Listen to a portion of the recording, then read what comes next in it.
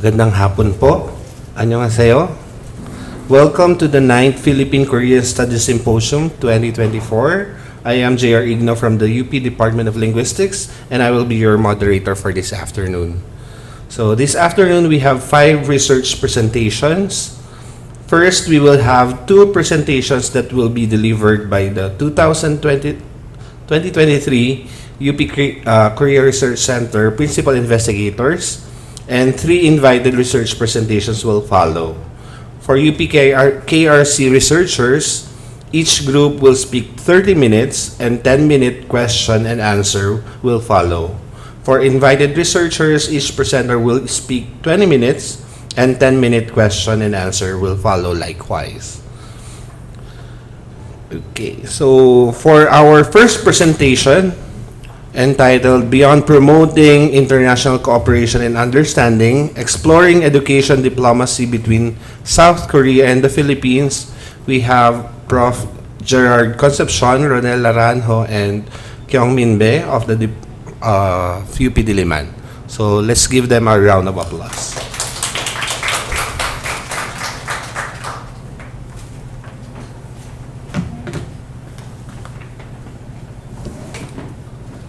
Hello, good afternoon. I'm Gerard, the 1/3 of the group.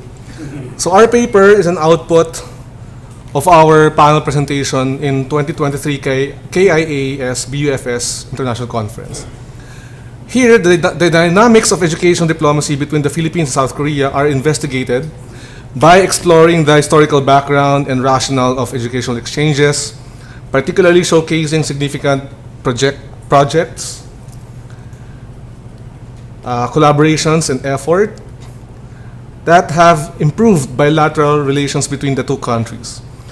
By using Global Korea Scholarship or GKS and GKS Philippines Alumni Association or GKS PHAA, UPKRC, and institutional linkage between BUFS and UP Department of Filipino and Philippine Literature as cases of education diplomacy, the roles of educational institutions, government agencies, and non-government organizations in facilitating cross-border educational activities and exchanges are analyzed.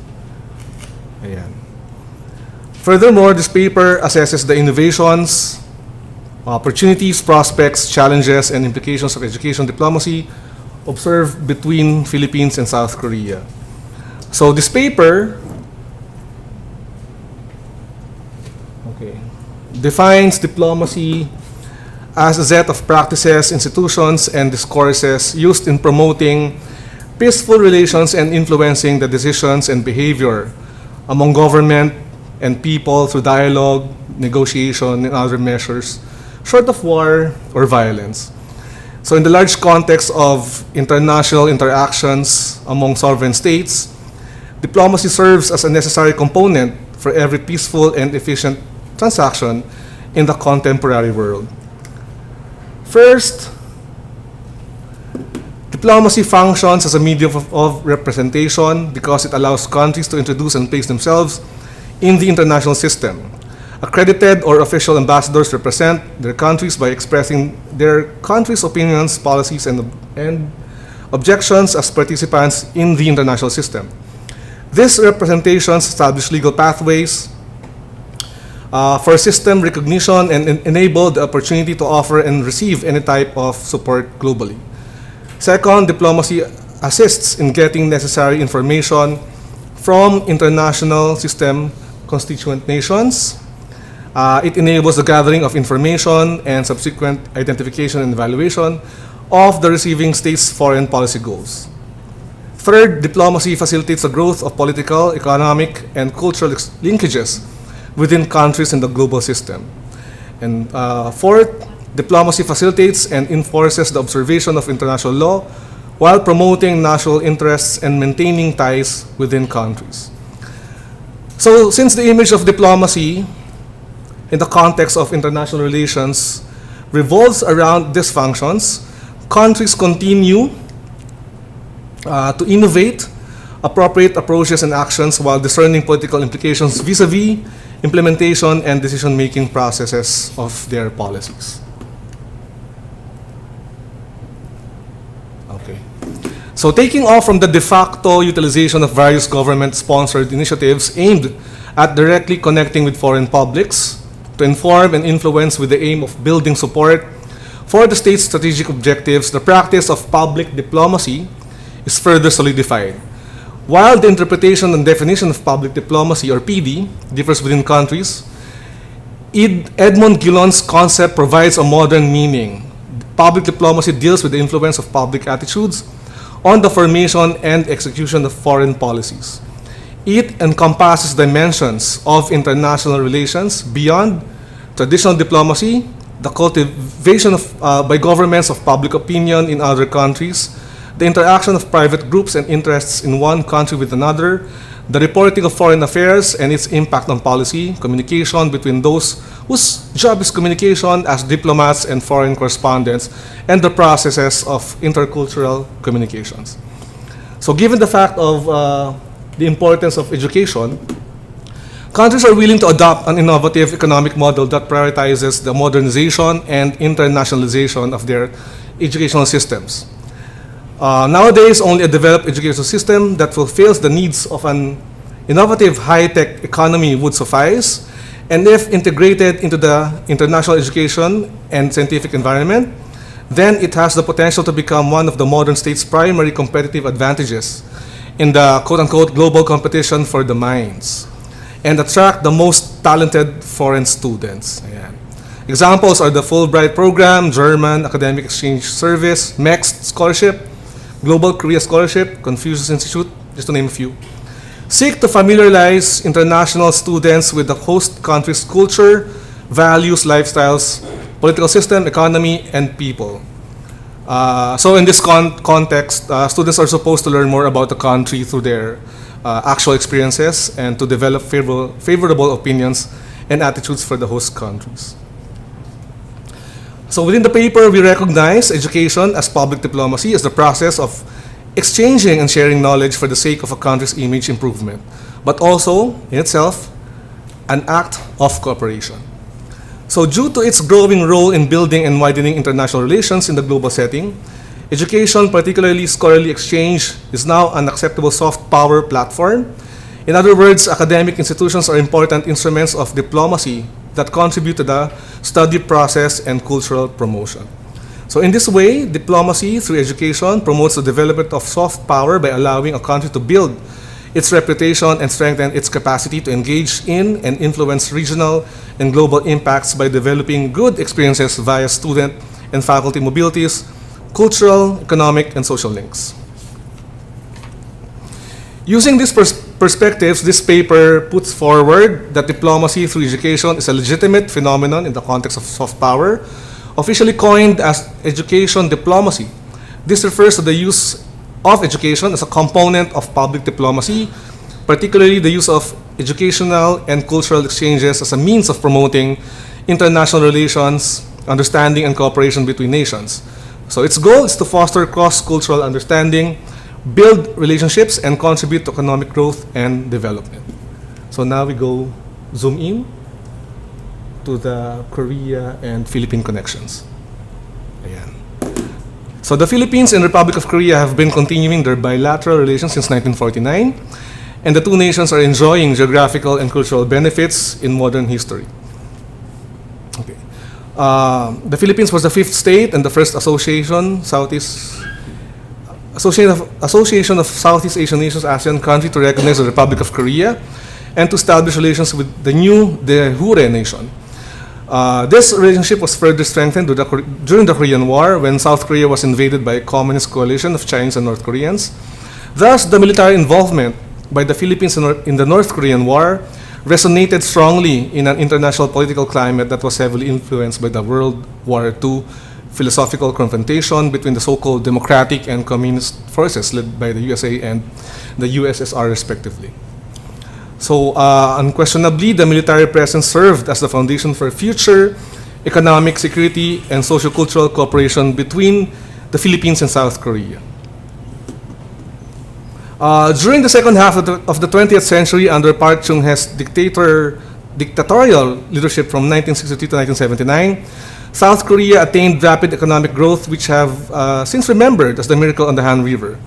Using a model called guided capitalism, the goal is to create cooperation between the state and the private sector. The Philippines, on the other hand, made less ambitious plans during this time because despite success in domestic oil resources, land reform, and geothermal energy programs, the country's poverty rate was so high relative to the region and wasn't reduced until the 1990s, leaving it behind its neighboring countries. So the economic growth of South Korea in the 1980s led to the emergence of various Korean small and medium-sized businesses in the Philippines. Meanwhile, in terms of export-import relations during the 1970s, 1980s, the Philippines mostly supplied raw materials to South Korea. And at this time, the Philippines imported from South Korea, like talc powder, apples and pears, vinyl and synthetic plastic. By the 1990s, imports and exports of goods were more varied. Chemicals, textiles, telecommunication equipments, steel and iron, mineral fuels, lubricants, office equipments, copper, cathodes, oil, crude coconut oil, bananas. By 2017, IC, or the integrated circuits, accounted for about 30% of commerce in both directions. Okay. Additionally, the Philippines continues to be South Korea's main supplier of bananas and other tropical fruits, as well as raw copper, capacitors, engine components, crude oil, copper ore, and tar oil. In addition, the Philippines also imports from South Korea a sizable volume of refined petroleum equipment with individual functions, huge construction vehicles, and parts for aircraft, helicopters, and other vehicles. Political economic relations between the two countries were further renewed and strengthened between former Presidents Fidel Ramos and President Kim Yong-sam. A crucial part, the Memorandum of Understanding on Logistics and Defense Industry Cooperation was reached in 1994, and as a result, the Philippines bought, fighter aircrafts, trainer light aircrafts, and Sea Dolphin patrol boats from South Korea. Then in 2013, the Philippines spent about $410 million on 12 additional Korean FA-50 fighters. A further step was made in 2019 with the agreement of the South Korean company Hyundai Heavy Industries to sell 2 frigates to the Philippines. So looking at this relationship, deeper security cooperation can benefit both countries. For the Philippines, trade with South Korea may result in modern assets and a partner besides the US. While for South Korea, it implies a bigger market and the possibility of a nation playing a significant geopolitical role in the area and enhancing the security of the South China Sea. Meanwhile, through Hallyu, or the so-called Korean wave, cultural ties between the two nations have gained importance. In the beginning of 2000, individuals in Southeast Asia were especially responsive to different aspects of Korean culture. And the Philippines' fascination has persisted ever since. According to a 2018 survey by the Korea Foundation, the Philippines is the greatest fan base in Southeast Asia, as evidenced by the establishment of its official fan clubs. On the other hand, drawn by the possibility of attending school with lower tuition fees and lower cost of living, around 150,000 Koreans live in the Philippines in the 2019 data. Along with students, many Korean immigrants work as traders, investors in service sectors, missionaries for churches, and as representatives of numerous Korean businesses that are expanding overseas. There are also a sizable number of persons who decide to make the Philippines their permanent home after retiring South Korea. In addition to the Koreans who reside permanently in the Philippines, it is important to note that there are also a lot of South Korean tourists visiting the country. So since 2010, the Philippines tourism industry top source market has been South Korea. In fact, 2 million South Koreans visited the nation in 2019 alone, pre-pandemic, which is considered the highest arrival figure in the Philippines. And since 2010, there are around 60,000 Filipinos employed in South Korea. In contrast to Koreans leaving the Philippines, fewer immigrants work in intellectual fields in South Korea instead. Most of them are employed in the construction, farming, and manufacturing industries. The development of the two nations' historically cordial relationship was even furthered by the strengthening of diplomatic ties and economic ties. All right, defense cooperation as well as tourism relations between former Presidents Benigno Aquino III and Park Geun-hye. Moreover, a bilateral free trade agreement, or FTA, between the two countries has been reached in 2021 after a successful conclusion of negotiations. Philippines and Korea also committed to completing all necessary domestic procedures towards the signing of the Korea-Philippines Free Trade Agreement in early 2022. Under incumbent President Ferdinand Marcos Jr., Philippines continued the strong bilateral relations with South Korea in terms of security and defense cooperation, trade and investment, and people-to-people exchanges. And as of July 2023, South Korea has begun funding 21 projects in the Philippines. Let me give the rostrum to Professor Ron. I will discuss the specific cases of academic diplomacy or education diplomacy in the Philippines and Korea. So,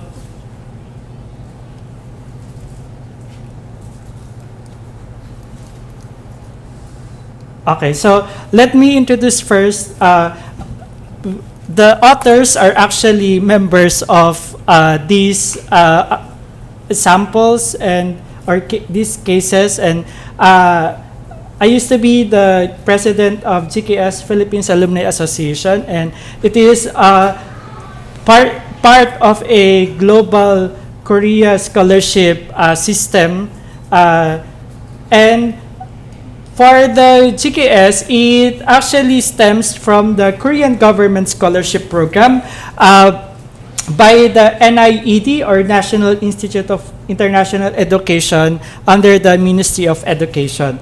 It is designed to provide international students with opportunities to study at higher educational institutions in Korea in pursuit of academic degrees, which will enhance international education exchange and deepen mutual friendship between Korea and participating countries. As of this year,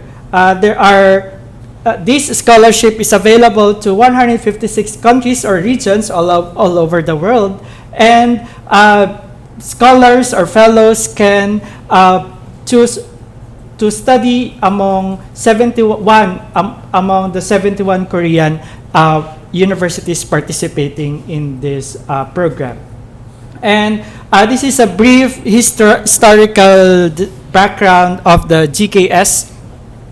It started in 1967 with 6 graduate degree scholars, and it is noteworthy that after a year of establishment, there were 2 Filipino scholars who were recipient of KGSP, and starting from 2006, they introduced the undergraduate degree program.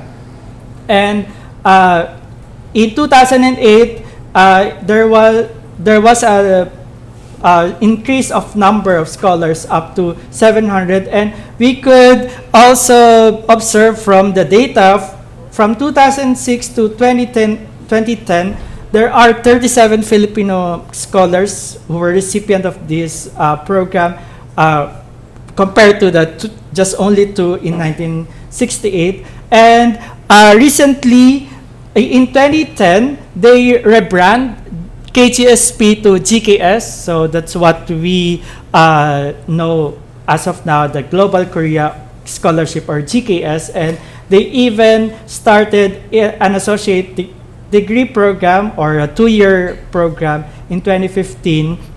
And as of now, it has expanded to 1,500 each year. Okay, and this program has benefits, financial benefits from scholarship, free tuition fee, round-trip ticket, monthly allowance, and what is special about the GKS is that there is also an initial program of 1 year just for the Korean language program, so that you could proceed to your master's or PhD proper, but you have to take test of proficiency in Korea or topic, and you have to pass level 3. And as of 2023, there are 8,700 alumni in 63 countries all across the globe. So you could see they divided the countries to 7 categories. And for Filipinos, we have, as of 2022, the data obtained from the NIET, there are 145 Filipino fellows, and we could also see that there are more female scholars than male, so it could also be the feminization of scholarship in Filipino scholarship, and also observed in the migration of Filipino domestic helpers and Filipino diaspora. And among the degrees earned, the highest are the master's degree holder, followed by the undergraduate, doctorate, and there were also scholars who did their research in Korea, and the lowest number are those who just did their language program. And among the courses, social sciences dominated the degree earned, or the courses that I studied in Korea, and then followed by the applied science, management and economics, arts and humanities, and natural sciences. And for the GKS Philippines Alumni Association, or GKS PHAA, it conducted its first General Assembly in 2019, but actually it was informally formed by the Korean Cultural Center of the Philippines as early as 2014, and but in 2019 it elected the president and the other officials, and based on the bylaws approved in 2020, it is a non-sectarian and non-political organization that provides a common platform to GKS alumni residing in the Philippines and overseas to work together for the welfare, support, interaction, and networking of GKS alumni inside and outside the Philippines. And the association's goals are to initiate and coordinate cooperation and collaboration between and among members of GKS PHAA for the benefit of the Philippines and Republic of Korea, serves as a coordinating body among Filipino GKS alumni inside the Philippines and outside, and promotes GKS programs in the Philippines and represent the association in collaboration with Korean Embassy. And it is noteworthy that the advisor is coming from the Korean Embassy. A while ago, First Secretary Cho was present here also with the ambassador. And based on these goals, the association creates yearly activities that is guided with these goals. And our next case is, of course, we all know the UP Korea Research Center. Thank you for the director, Be. And Director Be is also part of this research, and we see this as part of the academic education diplomacy. And Korea Research Foundation is founded in 2016 under the seed program for Korean Studies by Academy of Korean Studies, and currently receiving yearly fund from Korea Foundation. It is housed under UP Office of Vice President for Academic Affairs, and its mission is to become the leading center for the advancement of Korean studies in the Philippines through research and education. And it also serves as a university-wide hub that helps promote and develop Korean studies inside the university and the country.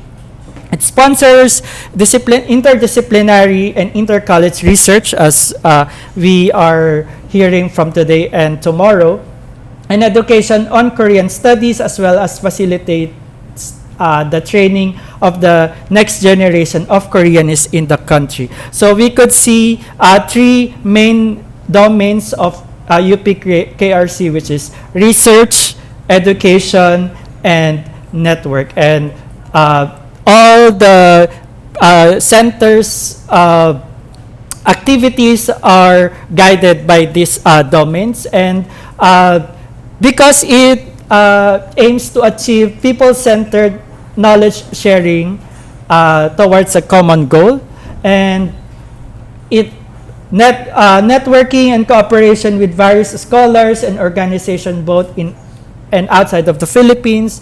UPKRC also realized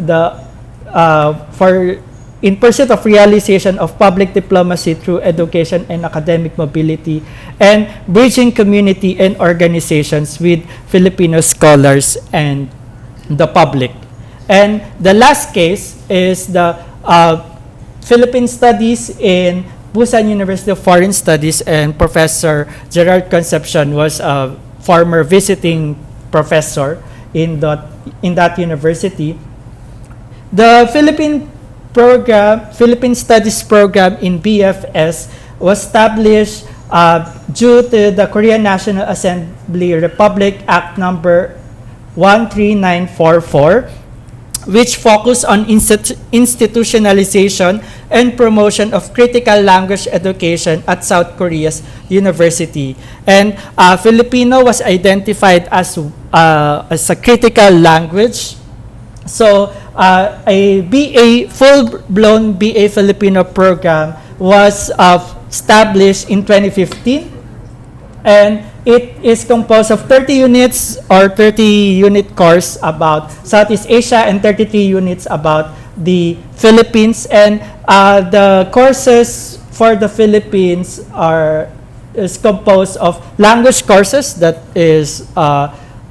was taught by the visiting professor, by Professor Concepcion, and the Korean professor who graduated from UP Diliman Political Science PhD teach the content courses, or more of the Philippine society and politics related course. And in 2016, a memorandum of understanding between UP Diliman and BFS was forged, and it promotes student and professor exchange And through this partnership, BFS send student here in the Philippines to have a intensive Filipino language program, and it composed also of cultural immersion and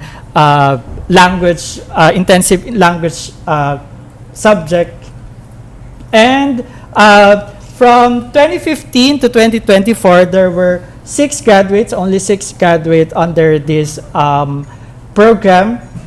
And now they are working in private sector, related or not related to Philippines. And in this course, modules and textbooks were also produced. Panimulang pag-aaral ng wikang Filipino, Filipino Chogub, and then Filipino Chogub and Chunggub, or intermediate and basic Filipino textbook were also developed. And in 2023, a donation from Philippine Embassy through the Advancement of Philippine Studies in Korea was accepted by BFS. And so in last year, student exchange, there were synergized student exchange, cultural trips, research activities, textbook writing, conference support. But sadly, this year, the funded ended, so the program also ended. Okay, so for the next part of our presentation, we will be presenting the analysis and the conclusion, and it will be presented to us by the ever-dynamic director, Be.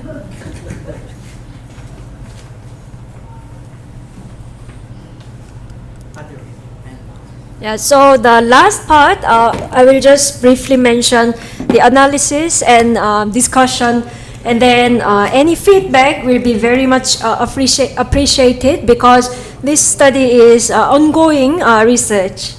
So the first thing we tried to analyze was what are the state and non-state actors. So for instance, if you see GKS or GKS PH Alumni Association, state actors are Ministry of Education, and then NIID under the Ministry of Education, and then Korean Embassy in the Philippines, and then Korean Cultural Center in the Philippines.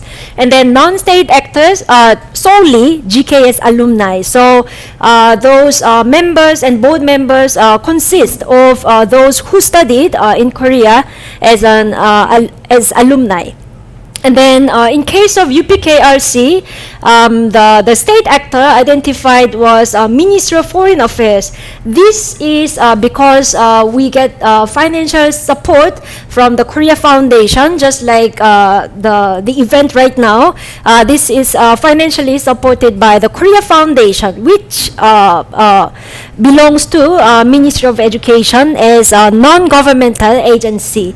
And then non-state actor, we can also identify Korea Foundation as non-governmental agency, and then University of the Philippines, and then Filipino students, especially who are studying Korean studies, including the language, and then Philippine-based Korean immigrant communities, and then also Philippine-based Korean civic or other non-governmental organizations.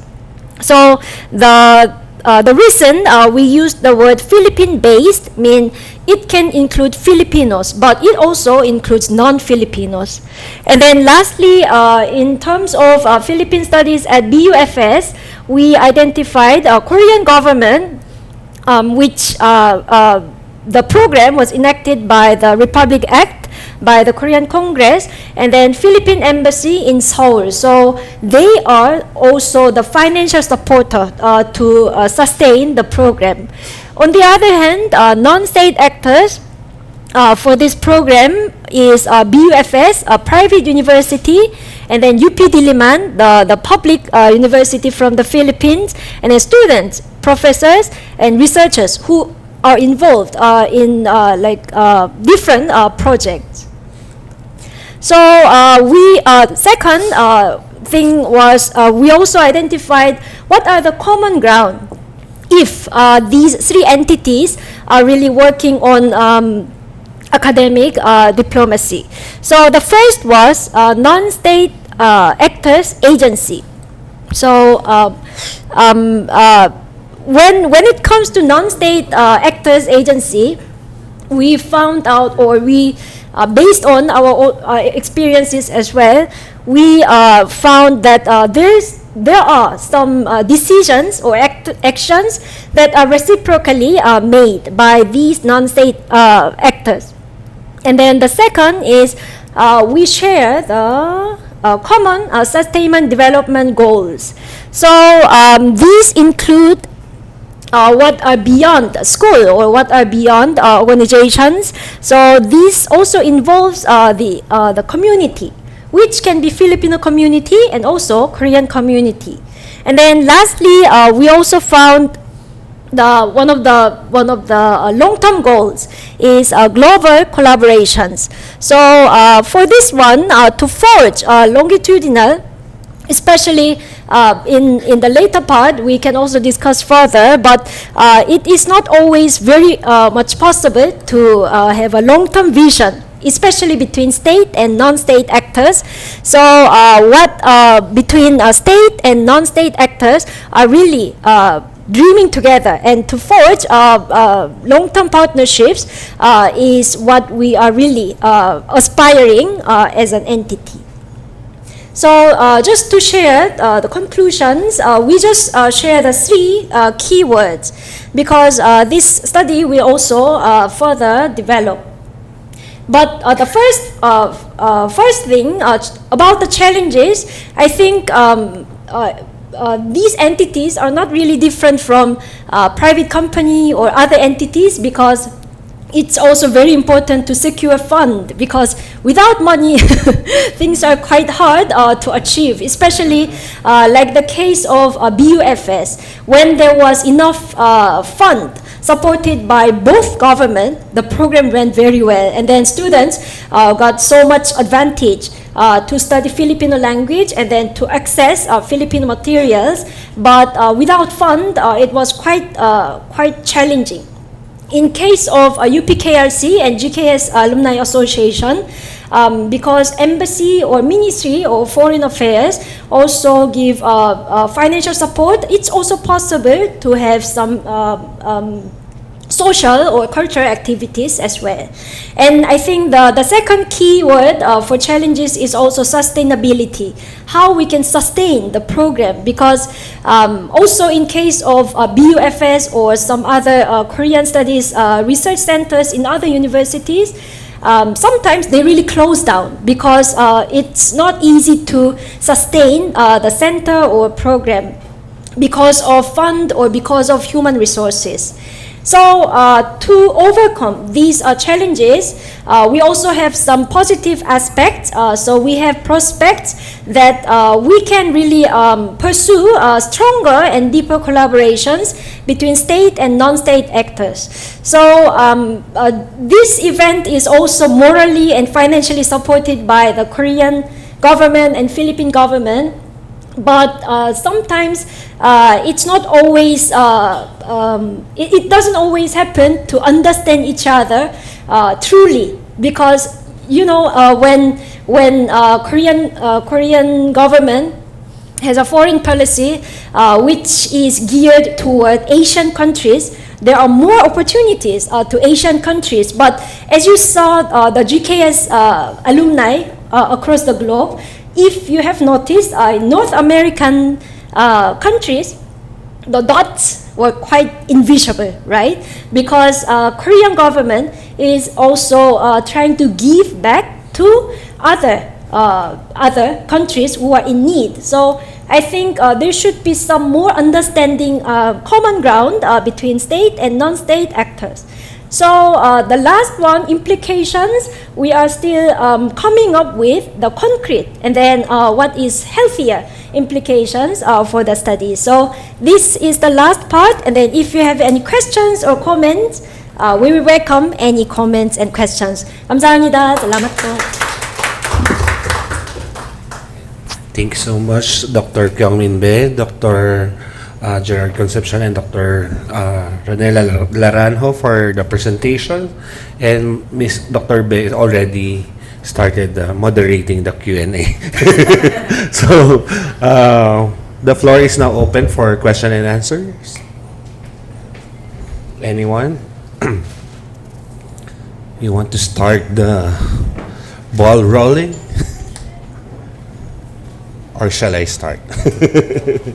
Anyone from the audience? I am the Dr. Palumbarit. Okay, very interesting presentation and the topic. I have just two questions. One is about education diplomacy. Is it subsumed under public diplomacy, or is it a different category of public diplomacy? And when you say education diplomacy, I observe that your presentations are confined to university. How about including other non-universities? Like, for example, even COICA also offers scholarships to Filipinos, right? And also even Korean Foundation language courses. Don't you think also they can be included in as part of the educational diplomacy? And last, I'm sorry, when we say diplomacy, it's really promoting the interest and understanding between two countries, right? How is education articulated really in the diplomatic sense of educational diplomacy? That's just my concern. Thank you so much. Thank you very much, Dr. Michelle. Point number 2 taken. We'll improve our RRL and examples in our chapter 1. Your first question, our paper is asserting that in the umbrella term public diplomacy, we're looking at a phenomenon, zooming in education as a form of public diplomacy. Thus, we are presenting this coined term as education diplomacy. And your third question, I think Sir Ron could help me out. Thank you. Yeah, we're aware that also other forms of education diplomacy exist, but since we are just the cases that we presented are by our experience, and we were really limited with these cases, but we, like COICA, also targets actually the government to govern Philippine government scholars. They give scholarship to those who are affiliated under government institutions in the Philippines, and then COICA is also funded by Korean government. So, but yeah, we may add or not based on our discussion. And Korea Foundation is already included, but like under the KRC. But yeah, we'll take note of those other examples. Thank you. Okay, may I volunteer myself to be part of the study as well as COICA alumni program of the Korea International Cooperation Agency training program. So maybe I can help them. And also our alumni association is working on a lot of partnerships as well. Okay, so how about other questions? Oh, now there's more. Hi, I'm Jess from Bawa from Ateneo's Communication Department. I'd just like to ask, as you mentioned that graduates of GKS and other scholarships have returned and are working in different private or public institutions. I'm just wondering if you have compared return service agreements with other, kasi di ba you were comparing a while ago, other scholarships. Like Fulbright has a return service, but does GKS have one? No, diba? So is there any like difference among like the graduates or do you think that such kind of policy in that scholarship program actually invites more college scholars to or academics to go to Korea instead of other university, things like this? Yeah, there's no provision that there should be a return service, but in the selection process of GKS, actually one of the it's not publicized, but one of the components is like the capacity to contribute to the society, and I think the embassy is aware that the society is not just a Korea society, but also the Philippines. So in the selection process, it's integrated there, and also based on the data that we have in GKS page AA, around 60% of our members, like the official members, the 40 members, 70% are in the Philippines. So based on that numbers, even though there's no stipulation to come back to the country, that's why when we actually formed this association, it was not difficult because there were members here. Because for COICA, for example, they have the funding, and then they have the stipulation really like to come back here, and then COICA also funds the alumni association. For GKS, the NIED also funds for the GKS alumni association, but since we don't have the stipulation of you have to come back to the Philippines, so what the GKS PHA did was to serve as the how do you call it? The bridge for the students, for those alumni who are in the Philippines or even in Korea or outside Korea and Philippines. And we were able to do that through Zoom. Most of the activities were online, and because of the technology, so these boundaries, and also so significantly there's a significant number. There are more alumni coming back to the Philippines, and among those who are working here in the Philippines, around 80% are in the government institution and 20% are in the private institution. So we could see that they're really diplomats. They were trained in Korea, we were trained in Korea, and then when we come back to the Philippines, we're not just for the Philippines, but we're for Philippines and Korea. So ito pa yung isasama namin dun sa analysis part, where we just presented the data as it is, but we have to analyze deeper, for the diplomatic side to be really fleshed out. Thank you. Thank you, Sir Ron. So I know that many of you wants to ask more question, but in the interest of time, we could accommodate one last question by Sir Mark. Good afternoon, Martista from NTU. I just want to ask, first I also want to suggest you can also look at POSCO scholars. There's also a number of scholars from the Philippines, and mostly on the science and technology programs. I just want to ask, given the initial data that you presented, moving forward, what are the insights that you could offer in terms of the development of education diplomacy of South Korea? Given that right now, the partnership of the Philippines and Korea has already been elevated to a strategic partnership, what could be a development that we can see in the future?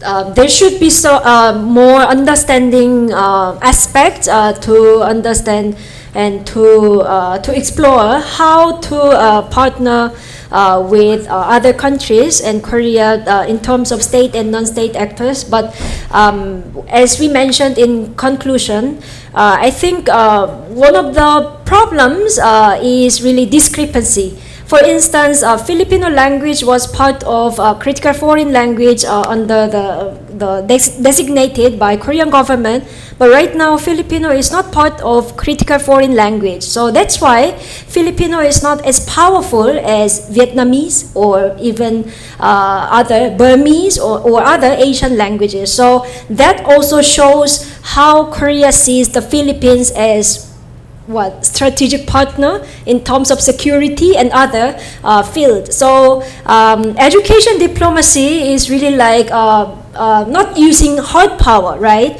So it uses mobility and then academic sector and the sometimes invisible outcomes, but in the long run. So I think we have to overcome how to eradicate more discrepancies, and then how we can really understand sincerely. So this partnership can really last for good. Thank you so much for our first group. Actually, I really felt the power and the emotions behind this presentation, because I personally checked the Hankook University of Foreign Studies of course offerings, and I was saddened by the fact that there's no Filipino or Philippine studies related subjects, I think. So looking forward to the initiatives of the BUFS and the other institutions, that we will also have more Filipino and Philippine studies programs in South Korea as well in other countries. So thank you so much for our first group for this afternoon. And to move forward for our next presentation entitled Korean Studies in the Philippines, focusing on the University of the Philippines Constituent Universities or UPCUs. Let's welcome again Dr. Kyung and Dr. Michelle Palumbarit from the Asian Center.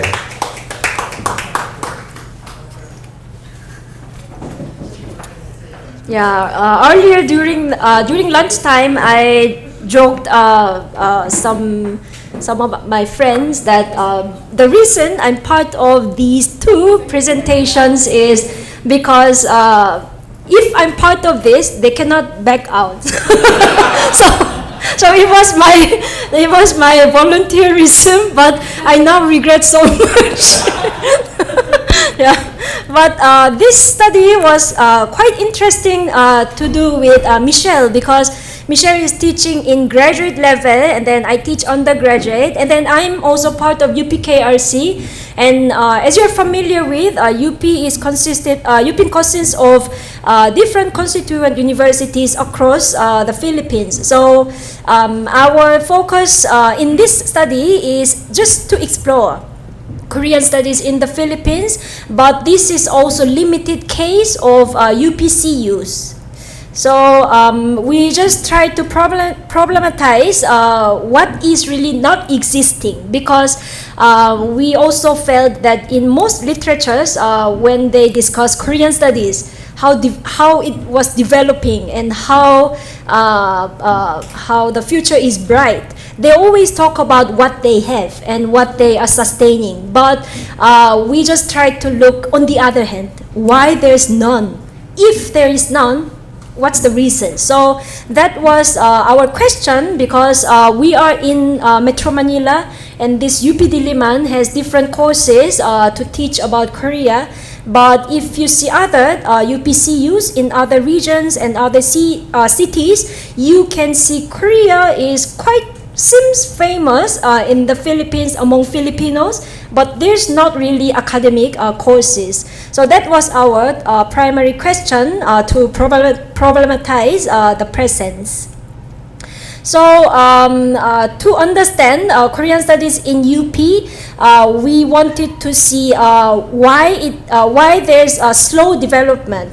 And then what is the current status, especially in each CU, and then in visibility, especially when you see there are quite a lot of Filipino scholars who previously studied in Japan and other countries, but these days Korea or Korea-educated scholars are still quite invisible relatively. And then the last one is we wanted to see how. So how can these problems be addressed, and then we can see what can be some resolutions for the current status. So if you see here, we just try to trace the growth and development of Korean studies, and here development means if it's not developing, it's also what we are trying to observe in different regions and cities.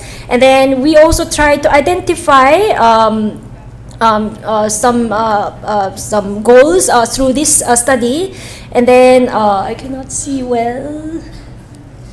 Okay, yeah. I will just skip the last part. So these are the data, and then the process of study we try to try in this study. So the first one, So the first one, UPKRC Korean Studies Roundtable with UPCUs. It was conducted last August last year. So this was our primary data because each representative wrote a discussion paper, and then each CU means they could have some background knowledge in Korea or Korean language or Korean studies, but not necessarily everyone really accessed or is very versed in Korea.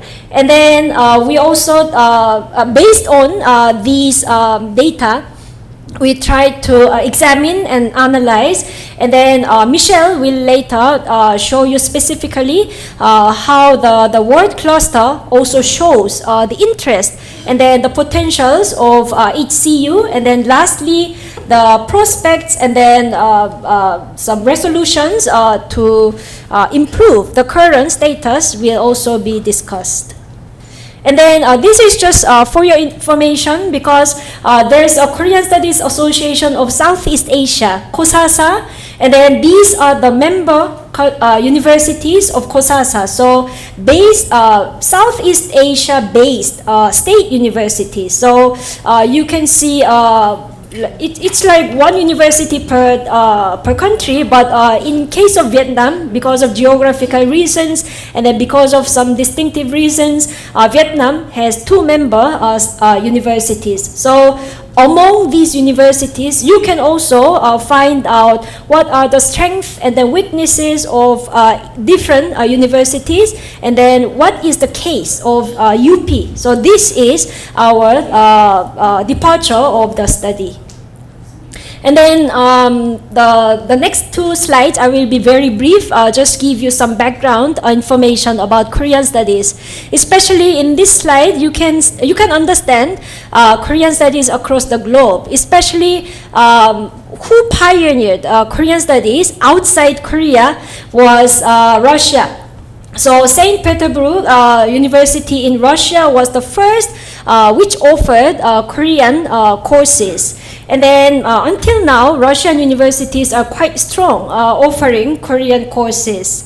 And then the turning point to promote Korean studies and Korean language and other courses was indeed Seoul Olympic Games and then World Cup in 2002. So in those global, not really sports competition, but in those global activities, Korea was once again trying to rise. And then Korea tried to earn some more attraction from other countries. So that was when more Korean languages were able to offer in other overseas universities as well. Here, we just don't mention Hallyu, but like Dr. Shim's lecture, you can also understand the effect of the popularity of Korean culture. And then in this slide, you can also understand Korean studies specifically in the Philippines. In the previous presentation, we also talked about South Korea's foreign policy, especially under the category of public diplomacy, especially education diplomacy. These actors really try to boost the popularity and promotion of Korean studies. And then here, aside from Korea Foundation, you can also see Academy of Korean Studies, or AKS. They also have financial support. And also, we also mentioned KOICA, right? And then aside from KOICA headquarters, they also have Philippine KOICA Fellows Association, who try to work as a non-state actor in the sector of public diplomacy. So this was quite visible, especially during the previous administration in Korea, because that was the time foreign policy was New Southern policy. And then the second part is internationalization in HEIs, or higher education institutions. So this is quite visible these days in the Philippines, because Philippine HEIs also try to step up and then try to be more globalizing and more competitive compared to other universities as well. So we can see there are growing number of transnational exchanges, and then you can see how the Philippines and Korean higher education institutions try to boost each other's interest, and then there are more MOU or MOA signed by these two entities in both countries. Yeah, so this one, I will just invite Michelle first.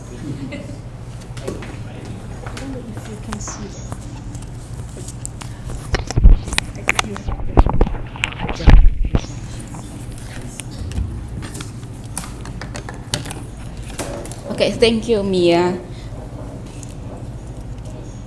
Okay, so as Mia mentioned a while ago, there were three problems that we found in this study. This is an exploratory study. We really wondered why the Korea studies in the Philippines is not as developed as Dr. Be mentioned, compared with the Southeast Asian countries. Like JR here, I was also saddened when I took my master's in Korean studies at Yonsei. My classmates were really good at Korean language and Korea studies knowledge from Southeast Asia, like the Vietnamese, the Burmese, the Myanmar. And so I thought, how about in the Philippines? Why isn't it so developed and flourishing compared with our Southeast Asian neighbors? So anyway, so our focus really here is the CUs, the UP system. So we found out based on our observations, and at the same time, when we examined the discussion papers that were presented a while ago, we found out that in UP Diliman, there is this Department of Linguistics that offers Korean language, really, in UP Diliman. So the language is the expertise of of the Department of Linguistics. As for the Asian Center, where I teach Korea Studies, it is not exactly Korea Studies program. Actually, it is part of the Asian Studies program of the center. So if you study Korea there, you don't get an MA in Korea Studies. You get an MA in Asian Studies with Korea as the country of specialization. And one of the students is here. There's Rainy over there. So, but they are required to study language as well, just the basic language to survive.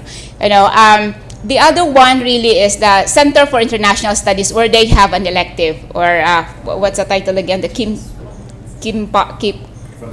from kimchi to K-pop. So basically in UP Diliman, these are the existing courses, programs so far. But if we look at other CUs, if you can look at this slide, there are no courses and programs in UP Diliman Extension program in Pampanga, in UP Baguio, Los Baños, and then Cebu. But what we can see here really is a growing interest in the Korean popular culture, especially in Pampanga, the multicultural families of Korean background, or the Kopino, and an active engagement of the Korean community where there is a certain barangay that is really in contact with the Korean community there. Now, if you look at UP Baguio, Los Baños, and Cebu, the same thing. There's a growing interest in Korean language, in arts, popular culture, and politics. So in UP Los Baños, there is the student organization. They call it, I cannot read, it's far, Uyo Muyo. There's one also in UP Cebu, there's the political science department that is so much interested really in offering Korea studies, particularly focused on politics. And there's also a UP Baguio, especially the College of Social Sciences in the history department, particularly the history of East Asia, Japan, China, and Korea. Okay, next slide, please. Ay, ako pala. Sorry.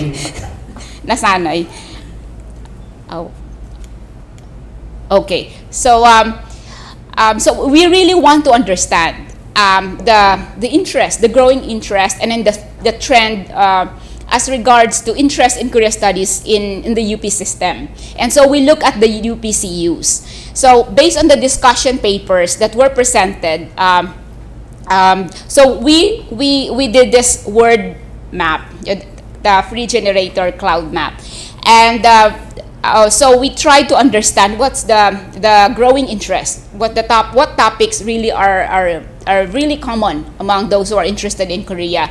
And so what we did really is we compiled all the discussion papers, run the word cloud generator, run the discussion papers, and then also we use the PDF file, when we counted, especially in content analysis, counting of the frequency of words. So what we discovered so far is that the Korea-related words that appeared in the UPCUs based on the discussion papers were Korean, as you can see, language, research, students, courses, studies, Korea, university, program, and of course, Philippines.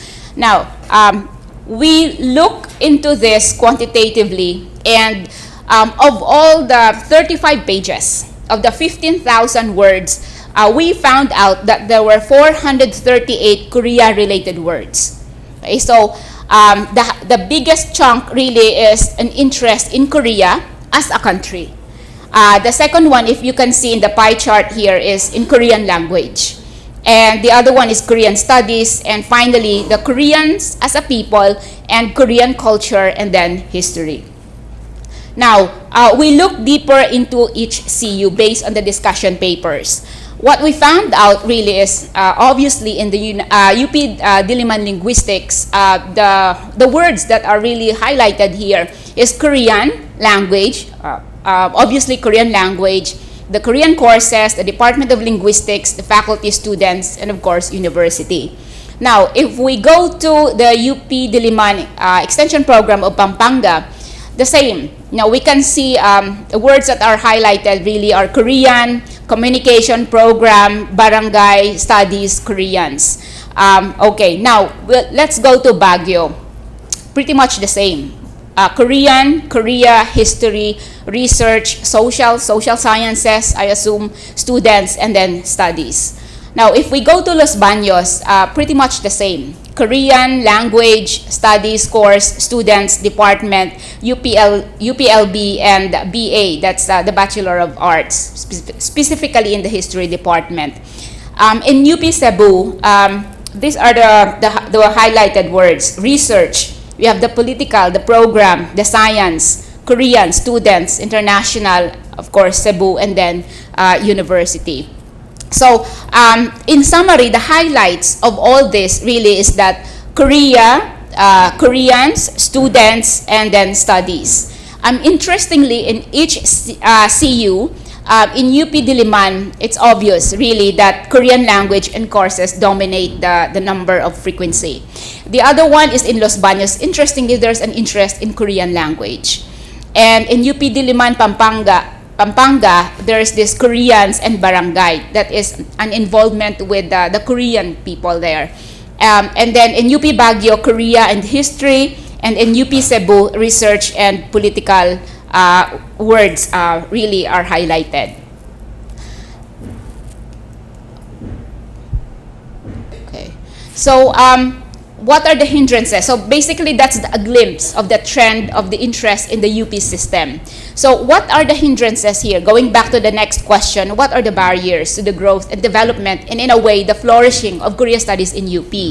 One factor that we identify here is the unidentified needs from students, faculty and administrators, and human resources wise, there is a limited number of teaching staff as well. Second, insufficient or limited venue for information, experiences, and sharing among CUs. And there's a lack of resources when it comes to internationalization, grant agencies, local Korean communities. And finally, there's a lack of long-term vision, that is the next generation training, course program, and development. Okay, so what are the possibilities to enhance the current status? This is what we observed so far. So first, there is really a need to capacitate the faculty and staff through trainings.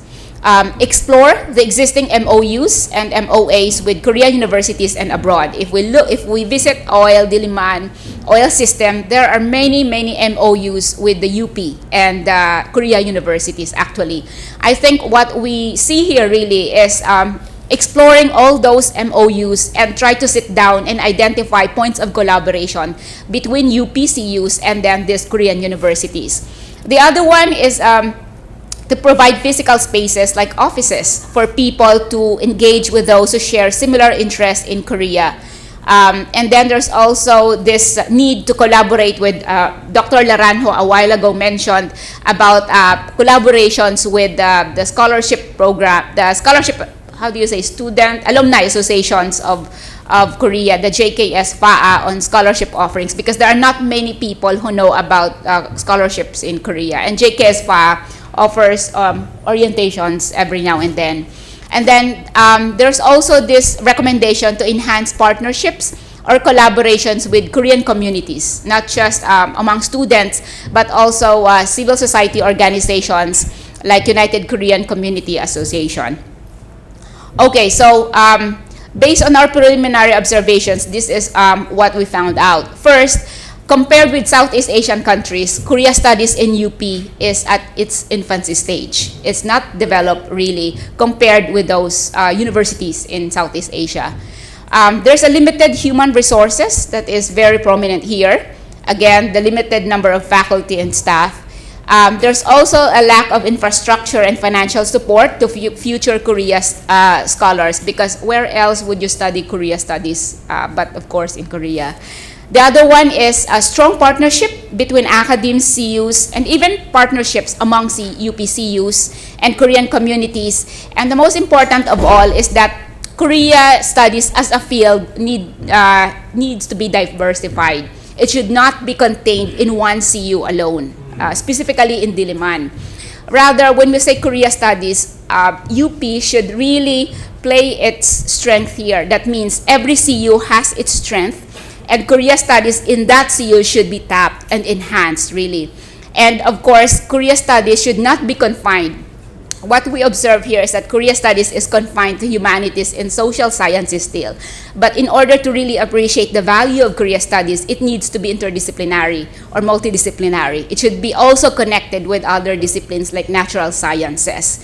And to really appreciate its value, it needs to see the positive impact to the local and national communities. So that's what we observed so far. And for the conclusions, again, we recommend for the university to explore possibilities of Korea studies in more depth approach. It's not just language, really. 5 minutes na lang, bibilisan ko. Okay, and the other one is diversify each CU's potentials in initiating Korea studies. Again, as I mentioned, in partnership with other disciplines. And also, well, this is our plan, really, to follow up a study based on the roundtable discussion and data gathered for this paper. More consultations and conservation with the CUs shall continue. So with that, we really welcome your comments and suggestions on how to better this research. Thank you so much, and a great day, everyone. Thank you, sir. Thank you so much, Dr. Palumbarit and Dr. Be.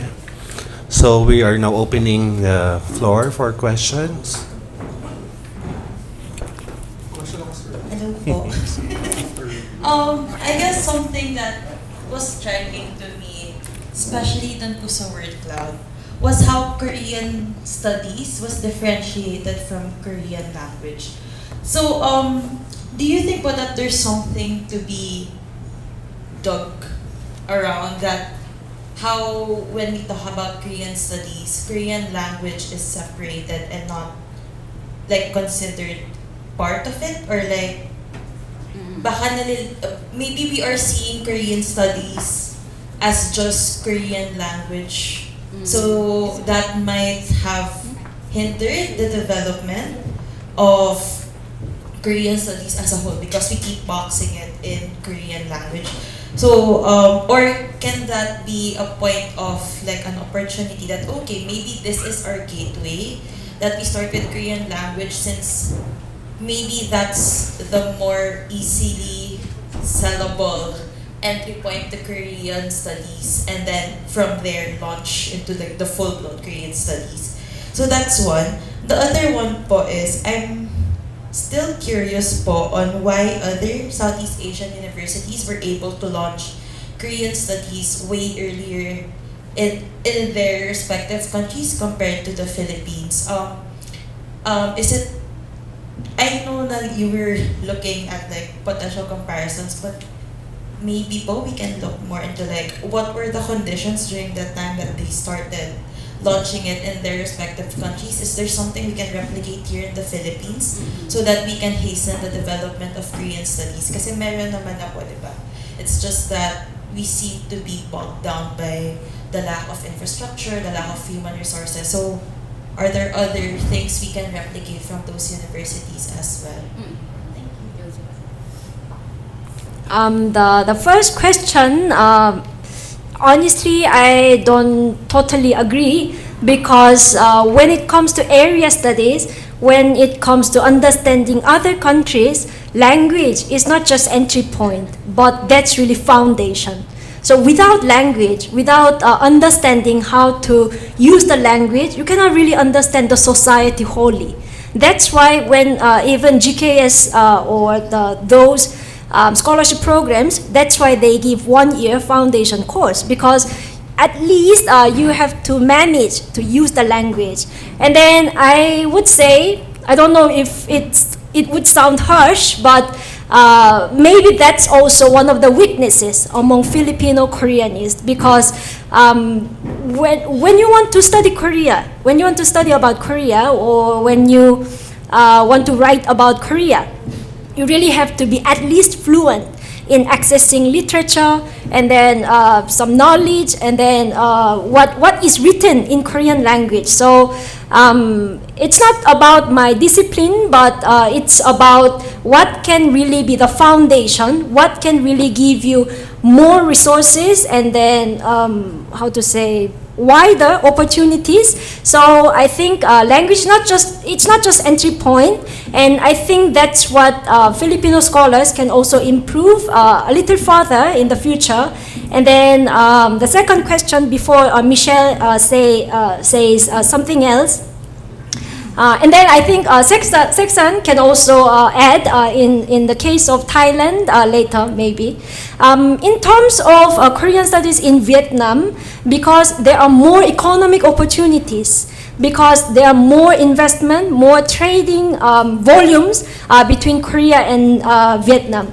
And then if you see the chaebol, the conglomerates who really ventured in Vietnam, you can really count like Lotte or CGV or even other entertainment sectors. So there are job markets that Vietnamese can really work when they study Korea or when they speak Korean language. So that is one.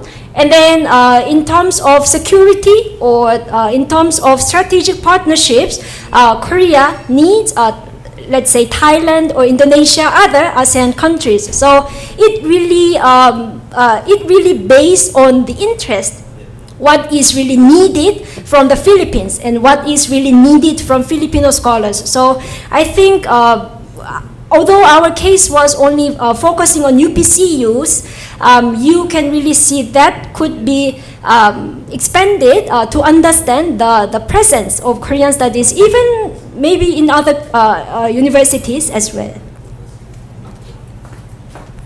I think Mia answered everything.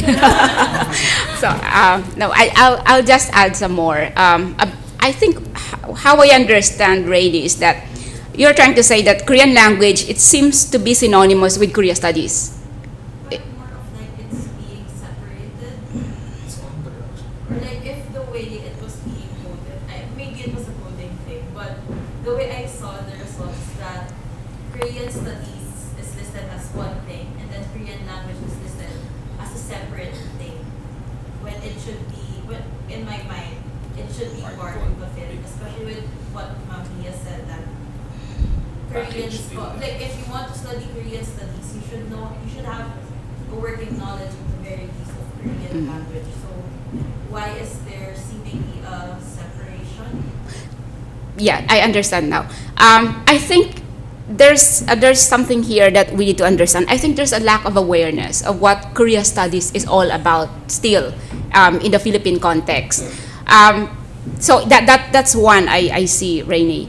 About Korea language, I agree also with Mia that it's a medium really to understand Korea studies deeper. Because when you say Korea studies, it's not just about the history. It's studying Korea in all its aspects, in all its entirety. And language is really a very powerful tool to understand the culture, the history, and Korea in a deeper sense. So I think also another point also is that language really appeared a lot in the word cloud here because there's a strong interest really in learning the language.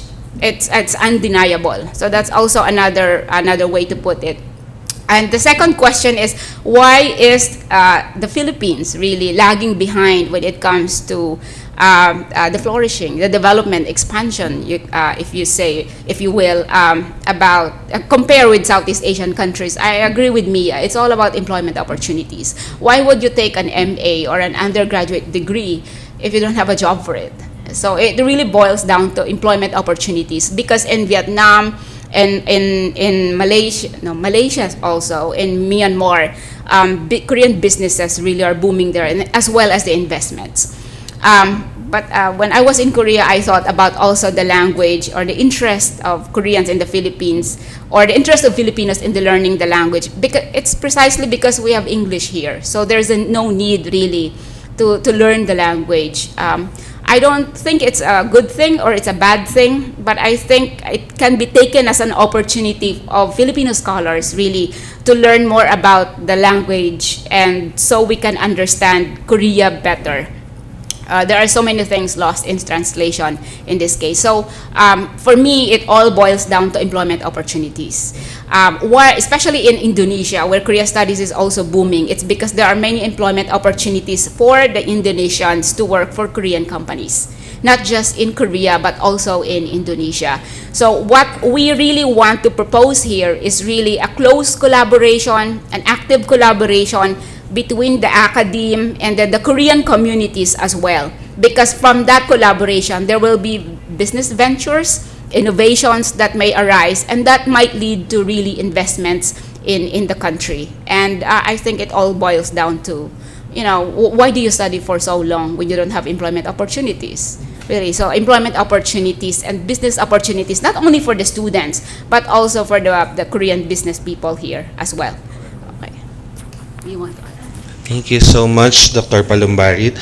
And before we proceed to the other questions, maybe Professor Bay is asking Mr. Sexton to add the experience of Thailand, perhaps. Thank you so much, and sorry for interrupting this process. If I mention the case of Thailand, I think first I found that there's a big gap. I agree with Professor that there's a big gap between academic training and the job market, because we don't realize what is real demand that the Korean side you have for that. So it seems that now because of the push factor from the K-wave that arrived Southeast Asia, that's why many Thai students would like to learn more about Korean language as major. And I think that's kind of big push factor, not the real job market itself. Second, I think it seems that in case of Thailand again, there is a kind of separated realm between Korean language and Korean studies, because professors, even in July and Thammasat, they mostly trained in terms of the linguistics and language training. So these professors will focus only on like, pragmatics, on some kind of subsections of linguistics, rather than focusing on other issues. So when we try to have a course on kind of Korean studies, we have to collect our professors from different sectors, and as mentioned in the conclusion, the second one, that have more disciplines. So we also invite professors from natural science who conduct research on Korean cosmetics to teach us. But exactly that he has no knowledge about Korean language, but he conduct research about Korean cosmetics. So this is the way that we try to kind of fill out the gap. Thank you very much.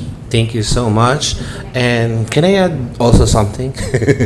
I know this is a very long debate or very long discussion, but actually as part of this institution that already undergone a lot of hardships during the curriculum proposal, etc. I think we have to also consider the trust that the university is expecting from us, because I think there's a gap between, like we're mentioning a while ago about the employability, the work opportunities and all, but when the university administration is actually expecting the otherwise, so that's why we're having a hard time. I think we have to be honest here that during the curriculum proposals, they're not considering these things. So we really have to compromise and or maybe meet halfway and or put it in different words. Or that's why these opportunities were already in the 9th Philippine Korea Studies Symposium. So what happened in the past 8 years of conducting this series of discussions? So maybe it's the right time, right opportunity to have the consolidated efforts from our offices. We have the Department of Linguistics, the Korea Research Center, the Asian Center, Center for International Studies. We have to have a collaborative effort.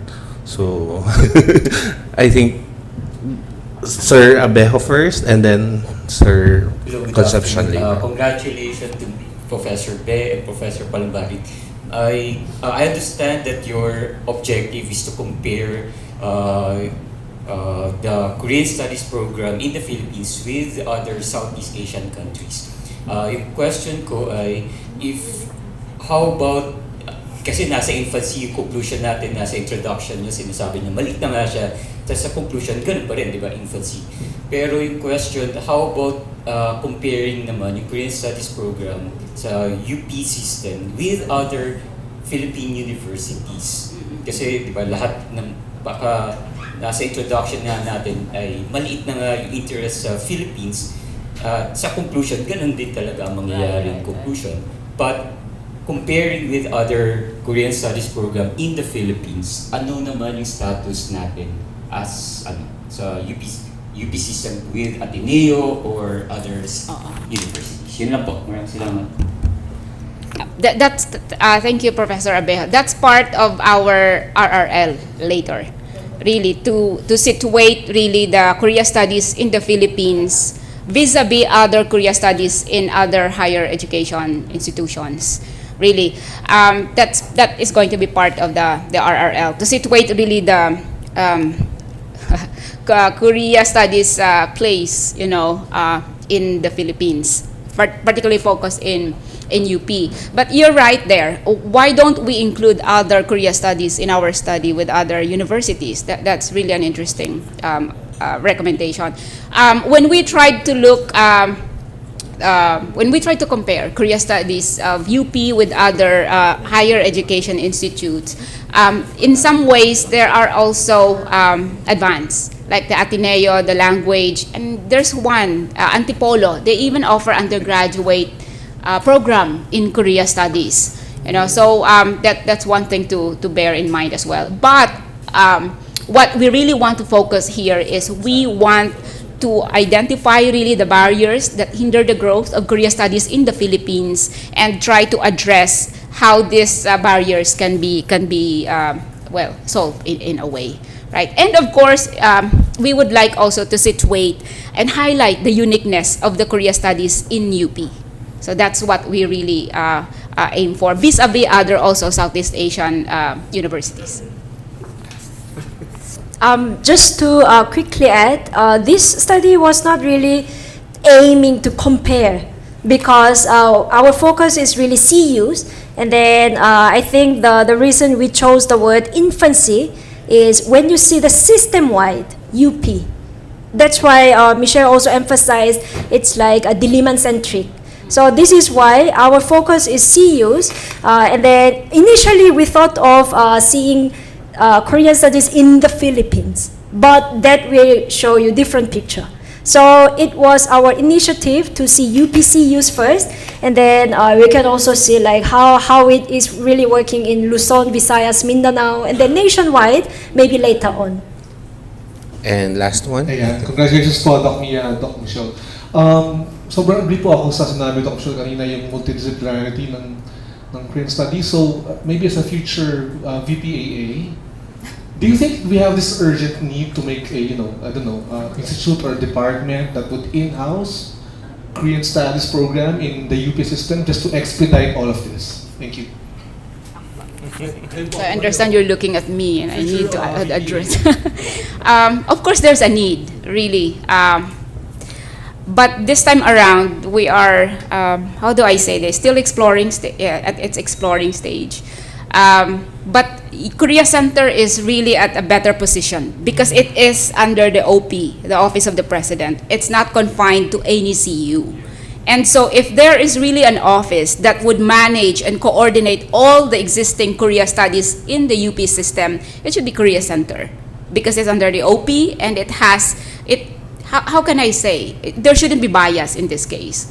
The role really is a coordinating office that would oversee other existing and emerging Korea studies in other CUs. And I think there should be, so that there would be synergy really. No turfing. No turfing, no, no fighting in this case. So I think that is very, very interesting recommendation really. And in that way, there will be synergy, there will be cooperation among CUs when it comes to strengthening Korea studies in the country, right? I showed you a while ago in Pampanga, there's an interest in the Korean studies, particularly in migration, right? So I think Pampanga can play a role there. It can play its strength there. Now let's go to maybe in UP Los Baños. They're interested in instituting Korean language. Then perhaps UP Diliman, the Department of Linguistics, can help UP Los Baños in this case. So it's really helping each other out, strengthening the Korea studies in the Philippines. There is no need to confine really all the disciplines, all Korea studies in Diliman. I'm sure Luzon, Los Baños and other UPs would be sad about it. But there should be really coordination and helping each other out. After all, we are all working for the university. And yes. Next speech. So this is a very insightful discussion for me, who's also interested in pursuing Korean studies. I'll just make this quick, but I'd also just like to add that though I understand that the presentation is limited to UPCUs and you mentioned about trained communities in the Philippines, I'm just curious to know if there are other efforts from the side of the Korean government in establishing Korean studies in the Philippines, because I think it's also, it will be favorable also for the Korean government because from my personal observation, I think it's having Korean studies is also important to avoid unfortunate occurrences such as the fetishization that could later on harm both parties. The motivation for me to bring this up is because I actually majored in Japanese studies, and at the start of the semester, I had a lot of batchmates who were very interested in anime or Japanese pop culture. And towards the end of the program, we started to decrease, like really decrease, and I was able to talk to some of them, and the reason is that they're just interested in Japanese pop culture. And as we go through all the courses, we realize that Japan is not just this kawaii country, and that but at the same time, graduates like me who are, for the lack of better term, indifferent towards anime, we were able to know more about the complexity of the Japanese society. So just to reiterate my question, I would just like to know some efforts from Korean government. Maybe quite similar to what you mentioned. If you mean how pop culture really motivates young students to pursue area studies or to study about a certain country, but if we say government initiatives, it's like what we discussed, like GKS, and then how to support overseas universities and how to bring more foreign students to Korean universities. So there should be two-way interactions between two countries in higher educational institutions. So we cannot really be boxed in pop culture, because how can you understand a country only by K-pop, right?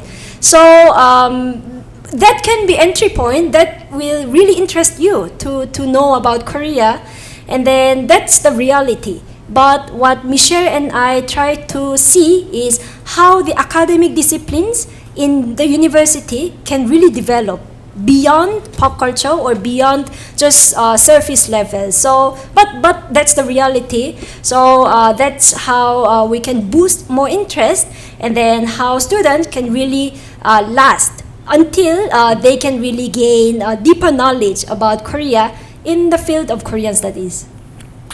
Thank you so much, Drs. Kyung and Dr. Michelle Palumbarit. And just to add another, I have a lot of additional comments here. Another good news, you can add UP Mindanao in the CUs that are having initiatives on adopting Korean language courses, because they already reached out to our department and already conducted seminar with them, and then they probably will invite us from the department, maybe me, volunteering myself again. No, just kidding. But maybe to expand our efforts in reaching from to farther places in the Philippines, because maybe their problem is actually hiring staff or teaching staff for them. So to move on to our next presentations, we have entitled Tagu-taguang humihigit ng ilang buwan, analyzing the existing policies surrounding undocumented Filipino E9 visa holders in South Korea. Let's all welcome Ms. Roselle Alzaga, development worker and also a graduate of Salle University.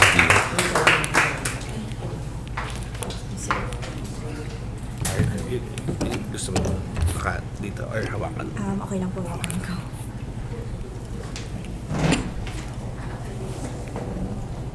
Okay, hello, good afternoon everyone. Annyeonghaseyo.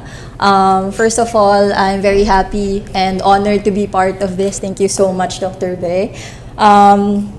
Okay, just to, before I start, I would just like to give a brief background of myself. I am Maria Roselle Alzaga. I go by the nickname Cel. I graduated with a degree in International Studies in the LSU Manila. But as I mentioned earlier, I actually majored in Japanese Studies with a minor in Sociology. Though I believe that you carve your own path, it seems that the opportunities that are presented to me are always related to Korea. So I just started to embrace that path. During my long break, I was an assistant Korean language instructor for Asst, the Korean Language Learning Center. Basically, it's a language training center for mostly aspiring EPS topic. EPS workers. Then my first job was an assistant manager for HRD Korea EPS Center in the Philippines. So it's a satellite office of Korean government agency that deploys OFWs to South Korea. And currently, I am a development worker, more specifically working as multimedia officer for Sorokini Foundation. So it's a Korean-founded NGO that works for and with the marginalized sector in the Philippines. So if anyone's interested in working with our foundation, hope you can reach out to me after this. And then lastly, I was also able to publish journal article related to pop culture about the idol industry as an emerging soft power tool, which I presented in Southern Federal University in Russia. Okay. Now, to officially start my presentation, I would just like to ask this question. So if you are chronically online, like me, especially on TikTok, you've probably encountered this comment by now, the Battle of Yultong. So, ayan, bro forgot about the Battle of Yultong. I just discovered this recently. So, but what really is the Battle of Yultong? I have no idea how it became a trending comment, but I'm always happy for my fellow young people whenever they are being lured in a positive way into learning about our history. So, what really is the Battle of Yultong? Battle of Yultong is one of the wars that the Philippine Expeditionary Forces to Korea has fought, and it ended victoriously with the PEFTOC, the Philippine Expeditionary Forces to Korea, victorious. And there's the monument commemorating the event, and another monument to recognize the Philippine participation in the war. The next. Okay, going back. Okay, so these monuments, we can see that these events are immortalized through these monuments, and that these monuments symbolize the beginning of the friendship between South Korea and the Philippines. And these monuments concretize, pun intended, the fact that the Korean War was a defining moment for Philippine-South Korean relations because, as we know, it was preceded by mentioned earlier, it was preceded by the recognition, by the Philippines' recognition of the Republic of Korea in 1949. But if you take it in a more literal manner, the Korean War was a defining moment in a way that it defined the nature of friendship that we have with South Korea, that we still enjoy until today. So what do I mean by that? That the nature of Philippine-South Korean bilateral relations is immensely characterized by people-to-people exchanges. So here I'll be mentioning three instances of the first emergence of the people-to-people exchanges. So the first one, of course, after we sent PEFTOC troops to Korea, they came back to the country, and some of them had Korean brides. And then after coming here, as I have discovered from my research, it was also the start of the influx of South Korean migration. And with the growing population in the Philippines, of course, there was the deployment of South Korea's first ambassador, His Excellency Kim Yong-ki. And in exchange, the Philippines also sent our envoy extraordinary and plenipotentiary Minister Tomas de Castro to head the Philippines legation in South Korea. And soon enough, we opened our embassy in Seoul, headed by the first Philippine ambassador to South Korea, Ambassador Eduardo Quintero. And since then, our relations have expanded to other areas of cooperation, such as in agriculture, trade, and investment. But what remains is the significant aspect of people-to-people exchanges, which we can see in the following slides. I'll be mentioning three factors where people-to-people exchange is very relevant, very much seen. So the first one is, of course, tourism. So in 2023, just last year, there was an article that says that South Korea reclaims spot as PH top foreign tourist source. So most of the tourists in the Philippines are actually South Koreans. And this has been the case for a really long time because, as I know, a lot of Koreans are fond of nature trips in the Philippines. And in counterpart, with the Hallyu wave, of course, a lot of Filipinos are also going to South Korea now. And of course, with the visa-free entry programs, a lot of Filipinos choose South Korea as a revenge travel destination. Then the next sector is the education sector, which was also explored earlier. But I'd also like to include that a lot of Koreans come here for their ohapyeonsu or their English language training, more like an immersion. Although I've also heard from my Korean friends that this is starting to decrease. But I think it's still a thing. And of course, in exchange, the Korean government has the GKS, and of course, the PEFTOC scholarship or scholarships for those descendants of the PEFTOC troops. Then the third sector is the labor sector. So we are also seeing a lot of Korean businesses now here in the Philippines, and there are also forums like this, business forums. This is from the website of the Department of Finance. And in exchange, we're also seeing South Korea recruiting more Filipino OFWs. However, okay. And these exchanges, in effect, make for good bilateral relations. However, a problem reveals itself when, due to contemporary issues that affect the labor landscape, a new platform for people-to-people exchanges has dawned upon us, but not without issues. So, in my presentation, I'll be focusing on it. I entitled it Tagu-taguang humihigit ng ilang buwan, just to be a bit more quirky. So I'll be focusing more on the existing policies surrounding undocumented Filipino E9 visa holders in South Korea. And I would just like to use the term TNTs. Okay. So, wow, big words. And I hope at the end of the presentation, I'd be able to go through all these terms. Okay. But starting first with the South Korean economic miracle as background. Alright, so the Philippines is a witness to the South Korean economic miracle from being a war-stricken country. So, and according to my research, although this has also been mentioned earlier, according to my research, the formula was that they utilized human capital export. So there were also Korean migrant workers deployed to more developed countries. So in that picture, those are Korean nurses in Germany, being welcomed in Germany. And there was also the state-led industrialization defined as the deployment of workers to more developed countries and encouragement of urbanization to fill in the places vacated by these deployed workers.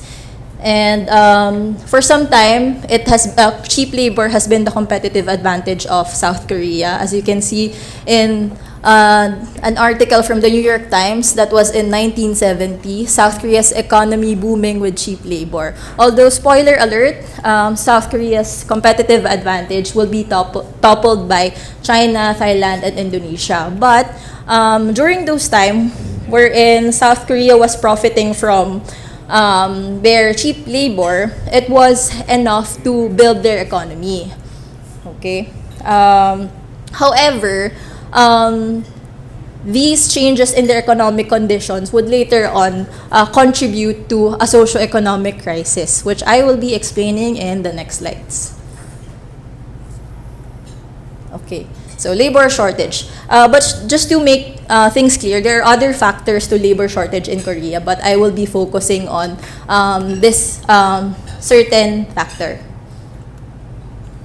Okay, so now that South Korea's economy is soaring, and with every soaring economy, living conditions have also improved in South Korea, and the average educational attainment has also increased.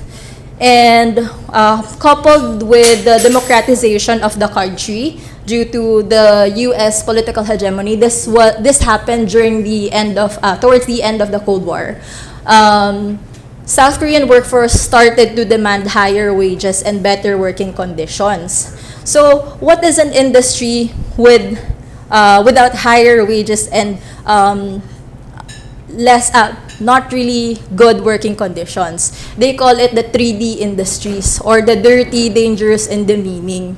So they started to steer away from those 3D industries. Those are the agriculture, livestock, fisheries, and manufacturing.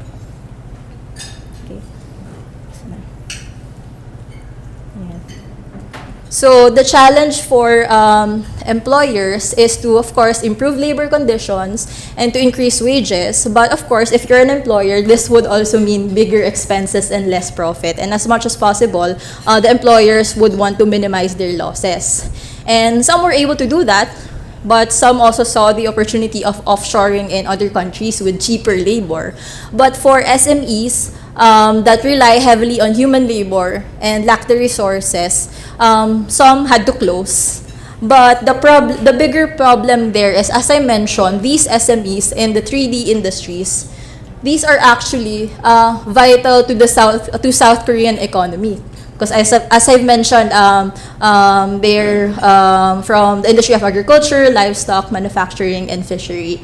So, South Korean government recognized this problem, and in 1993, their response to this was to open the country to migrant workers, including the Philippines. So, we're actually one of the first sending countries, and this allowed for another platform for people-to-people exchanges between the two countries.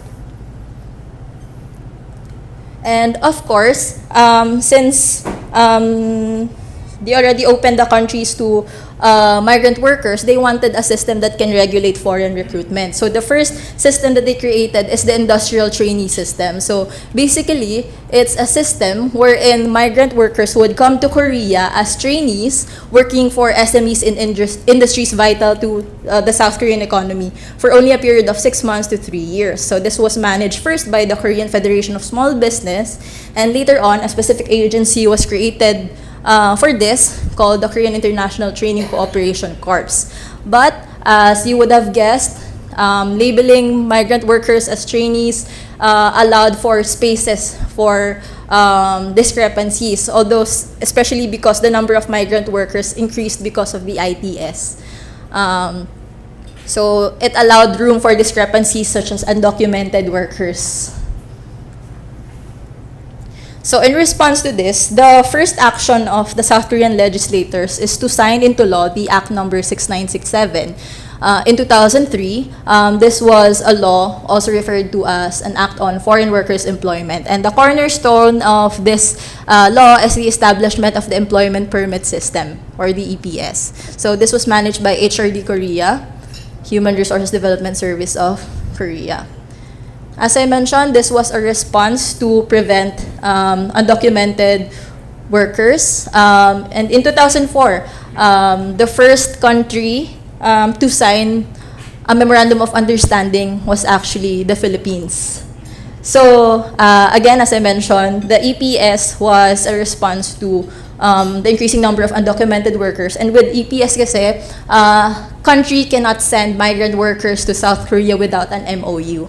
So there's that. And in August 31, 2004, because of the MOU, the Philippines deployed its first batch of OFWs to South Korea under the classification of non-professional employment, and they were issued the E9 visa. Okay, so now we want to see how EPS is supposedly able to prevent undocumented workers. So these are policies against illegal labor migration. I would like to classify it into 4 categories: preventive, motivational, penalizing, and absolving.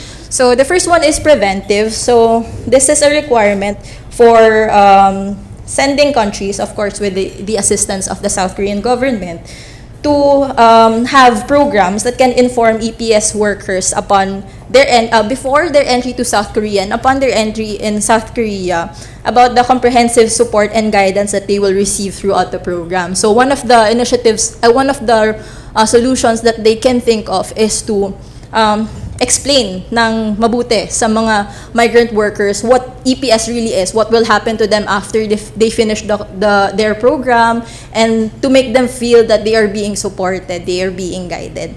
So, under the preventive policy, of course, they have the voluntary return education program.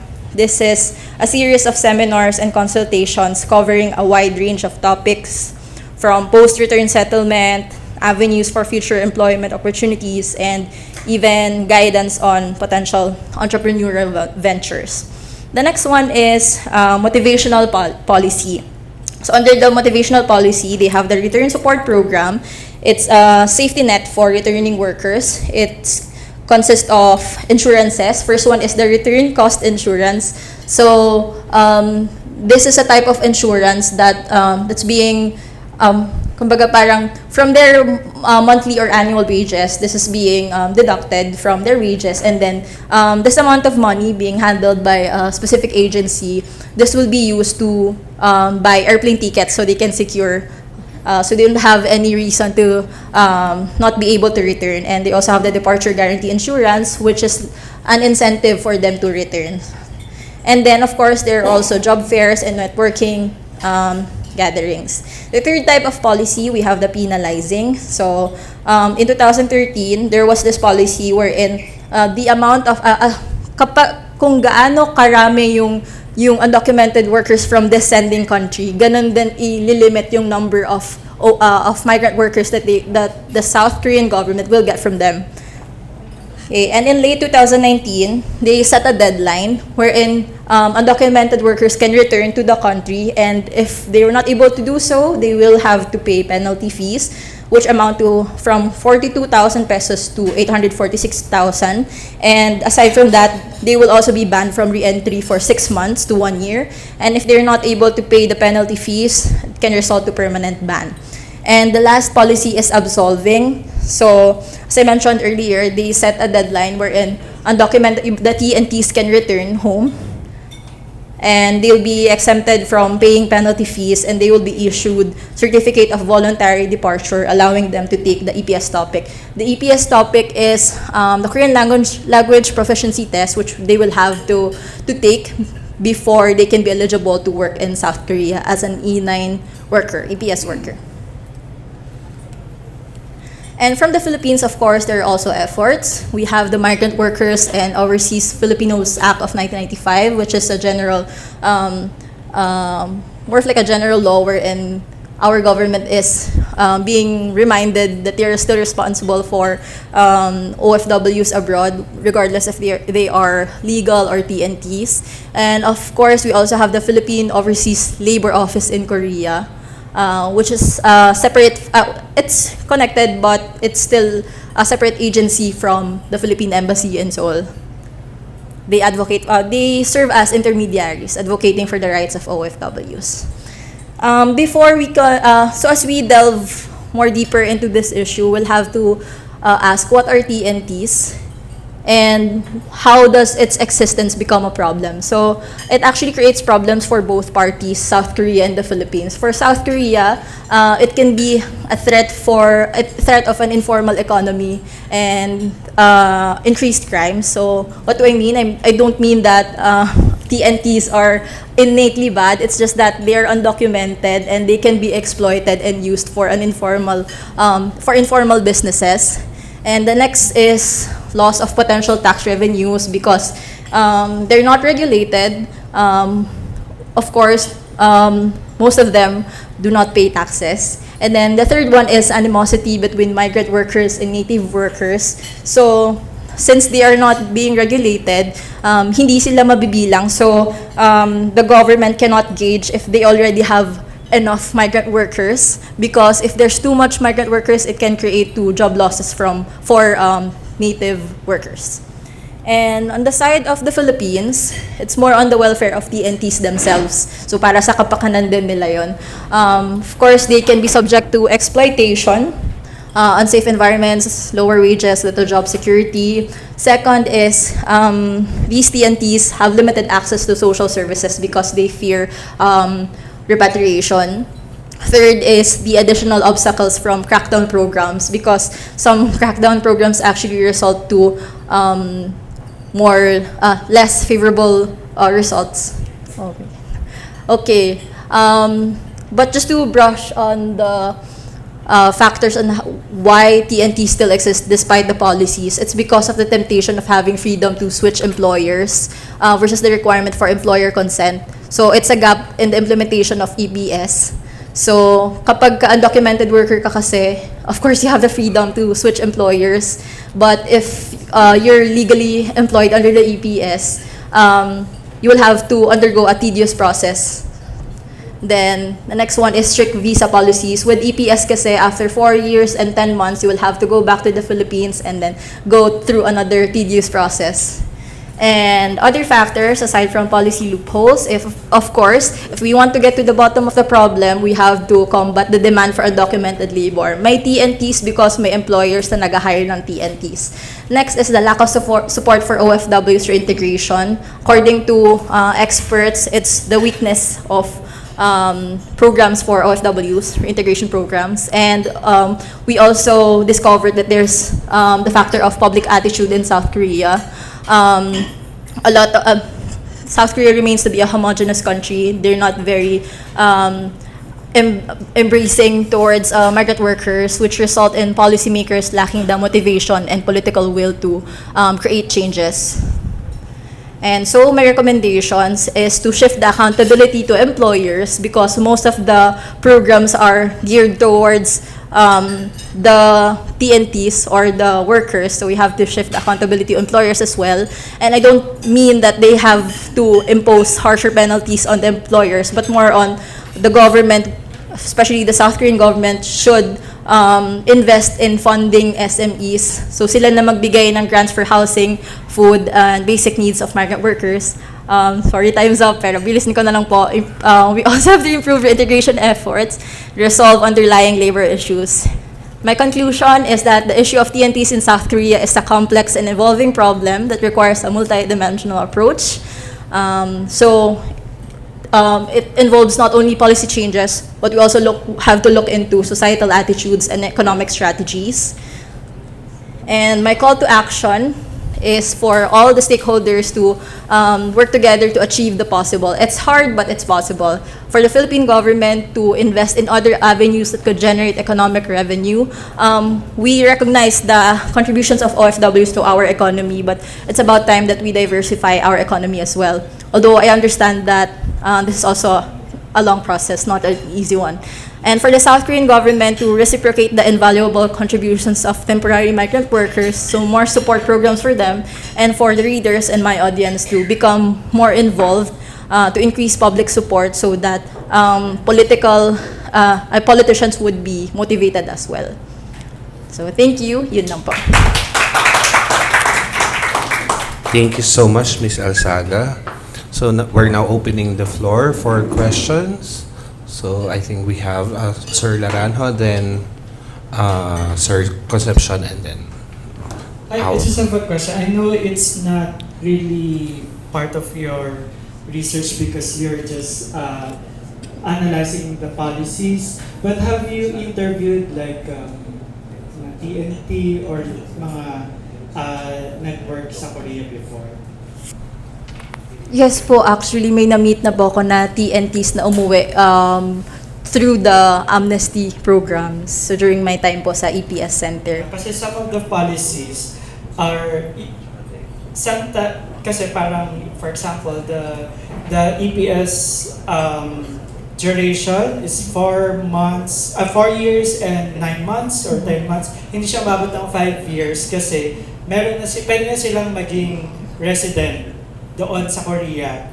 Kaya yung policy na mismo, yung mismong policy na yon, it prevents them from parang maging resident doon. Kasi si Korea, meron din siyang agenda or yung policy na yun, meron din siyang background. So baka pwede rin isama yun sa analysis. And then, it may not be in the policy level, pero dun sa practice, dahil nga ganun yung yung policy. So yung mga Pinoy na gustong mag-continue na mag-work doon ay kailangan talaga nilang bumalik sa Pilipinas after ng EPS visa. Pero some of the employers or habang nandun sila, pag may nandun silang other employer, ay sila rin yung nag-enable sa mga TNT para mag-stay doon kasi under the table na mga contract na sige mag-TNT ka na lang dito ka sa kumpanya namin. Meron kasi yung tumatanggap na mga company sa kanila. So ibig sabihin, mismo yung environment sa Korea, dun sa mga factories specifically, may mga nagkakalong sa mga TNT. So parang, I think it has also something to do with the policy sa Korea din naman. So parang medyo, syempre, siguro pwede rin nating explain na bakit ba nagkaroon ng TNT, not just in the policy level, but also with the practice dun sa both sides sa Philippines and sa Korea. Thank you. Thank you so much po. Sige po. Pero yun po, as I mentioned po, it's a complex issue talaga, and one of the, if we want to get to the bottom of the issue, we also have to resolve the demand. May TNTs po kasi may demand. Ayun po. They allow it. Sorry. Pagbati po, Madam Roselle. Nagkaroon po ng experience before sa Busan. It's a common thing yung mga undocumented at malagi sila nakikita sa mga simbahan. Kasi pala they have this policy in South Korea na hindi pwedeng damputin yung mga TNT pa nasa loob ng church premises. So nakakapag-interview ako. And then one thing na nakita kong very prominent, yung cultural parang accommodation, ewan ko kung accommodation mo natawag, parang ang thinking nila, it's okay to be exploited here in South Korea, being a TNT, kaysa bumalik ako sa Philippines ng trabaho. So ang effect ngayon, yung mga employer nila, binabayaran sila ng below minimum wage at okay lang sa kanila. So ang siguro suggestion ko lang, maybe you could look into this cultural psyche ng mga Filipinos na siguro kaya din sila nag-stay kasi may ganung klaseng kumikita pa rin sila compared sa Philippines na wala namang trabaho. Thank you very much po. Thank you so much po. Parang may term po dyan, Filipino resiliency. Ayun po, Filipino resiliency. Tapos, nakalimutan ko po yung sasabihin ko. Pero, ayun nga po, it's one of the reasons din po bakit talaga may TNTs pa. Because yung minimum wage sa kanila, compare mo naman sa minimum wage po dito, asan na ba yun? Mas malaki pa. Opo, as in, parang yung per hour nila, buong day na po natin. Mas malaki pa sa per day natin, parang ganun po.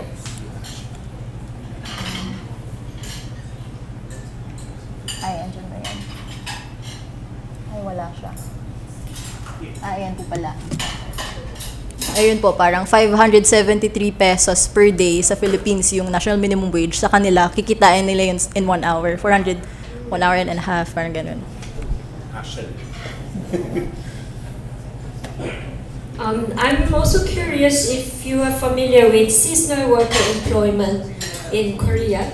Yes po. So, have you noticed any difference in the previous government and the current government? Because the Department of Migrant Worker is very proactive, and I don't know if the media coverage has increased about empowering OFWs and protecting OFWs. So in terms of seasonal worker program, it's a bit prohibited because there's an exploitation by Korean employees and working environment is not really advisable. So do you see any differences or changes in two administrations in the Philippines?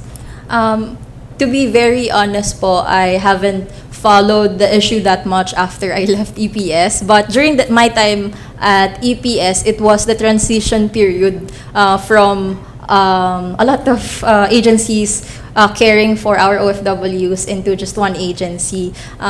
During my time, it was really, since it's a transition phase, it was not that good because a lot of people are confused which leader to follow. But from some of the news that I was able to read, I agree that they're being more proactive now, especially since it's become easier for OFWs because they only have one agency to turn to.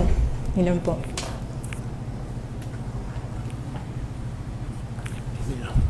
Maybe one more? Sir Abejo. Thank you. Yung question ko ay, may data ka ba ng ilan yung mga TNTs or for several years na nasa isa kang institution teaching yung mga preparing for EPS workers? Meron ba kayong data na ilan yung nagiging TNT dun sa batch na yun? Parang wala kasi sa paper. Ay, wala po ba sa paper? Parang meron po akong na-include. Pero siguro po I can follow up with you na lang po if maybe I can ask for your email for other platforms. Pero I think data is available naman po. Yeah, I think that's also important to note. And also maybe just to add something again, because I heard from other countries' experiences. Like I forgot to identify the countries, but in other countries with Filipino TNTs,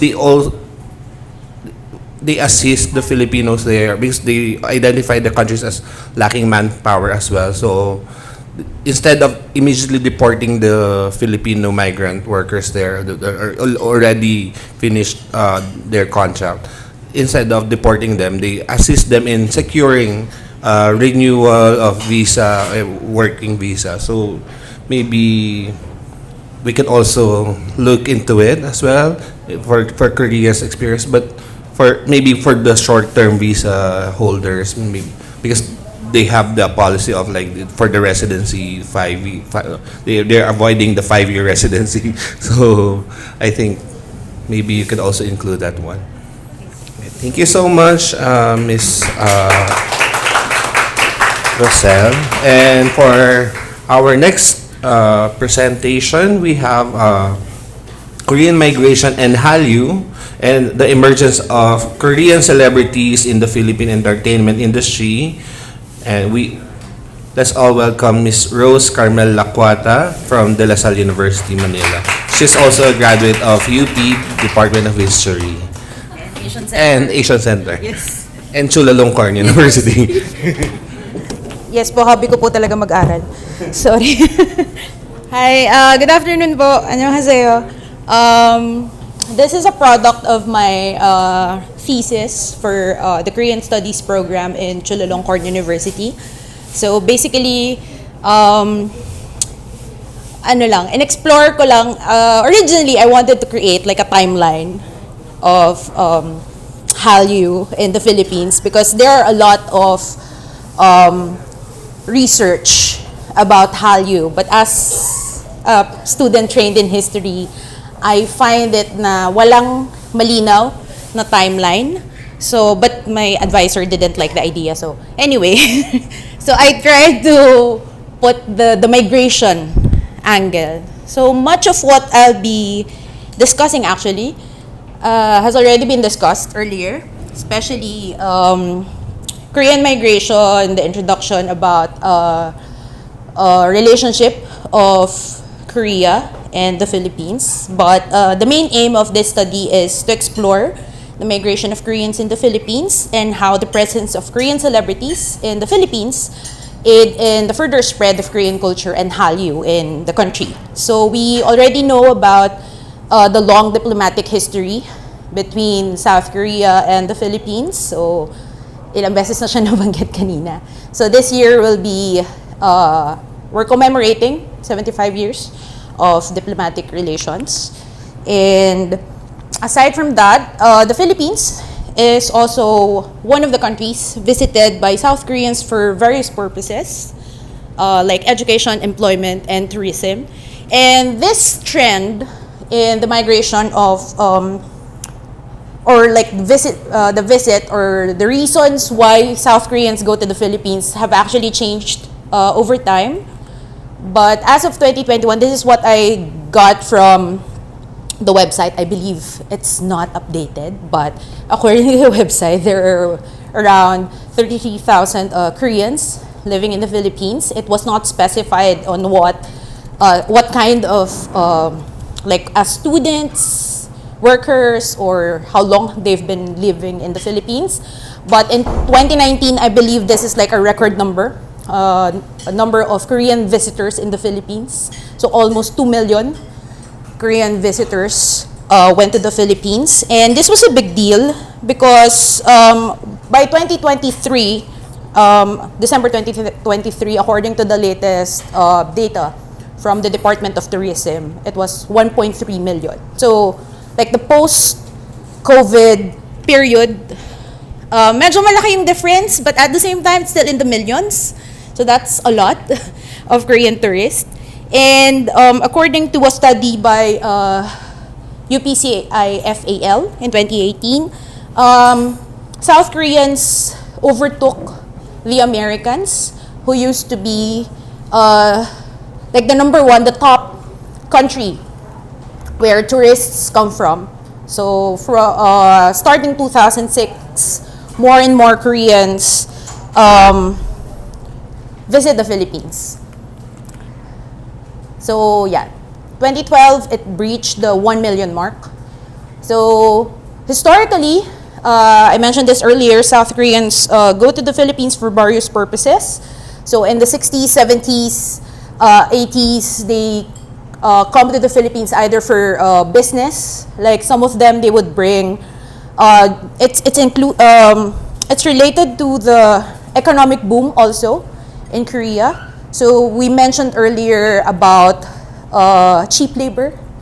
So some of the businessmen in Korea, because production costs are high, they went to Southeast Asia. They brought with them some of their outdated technology.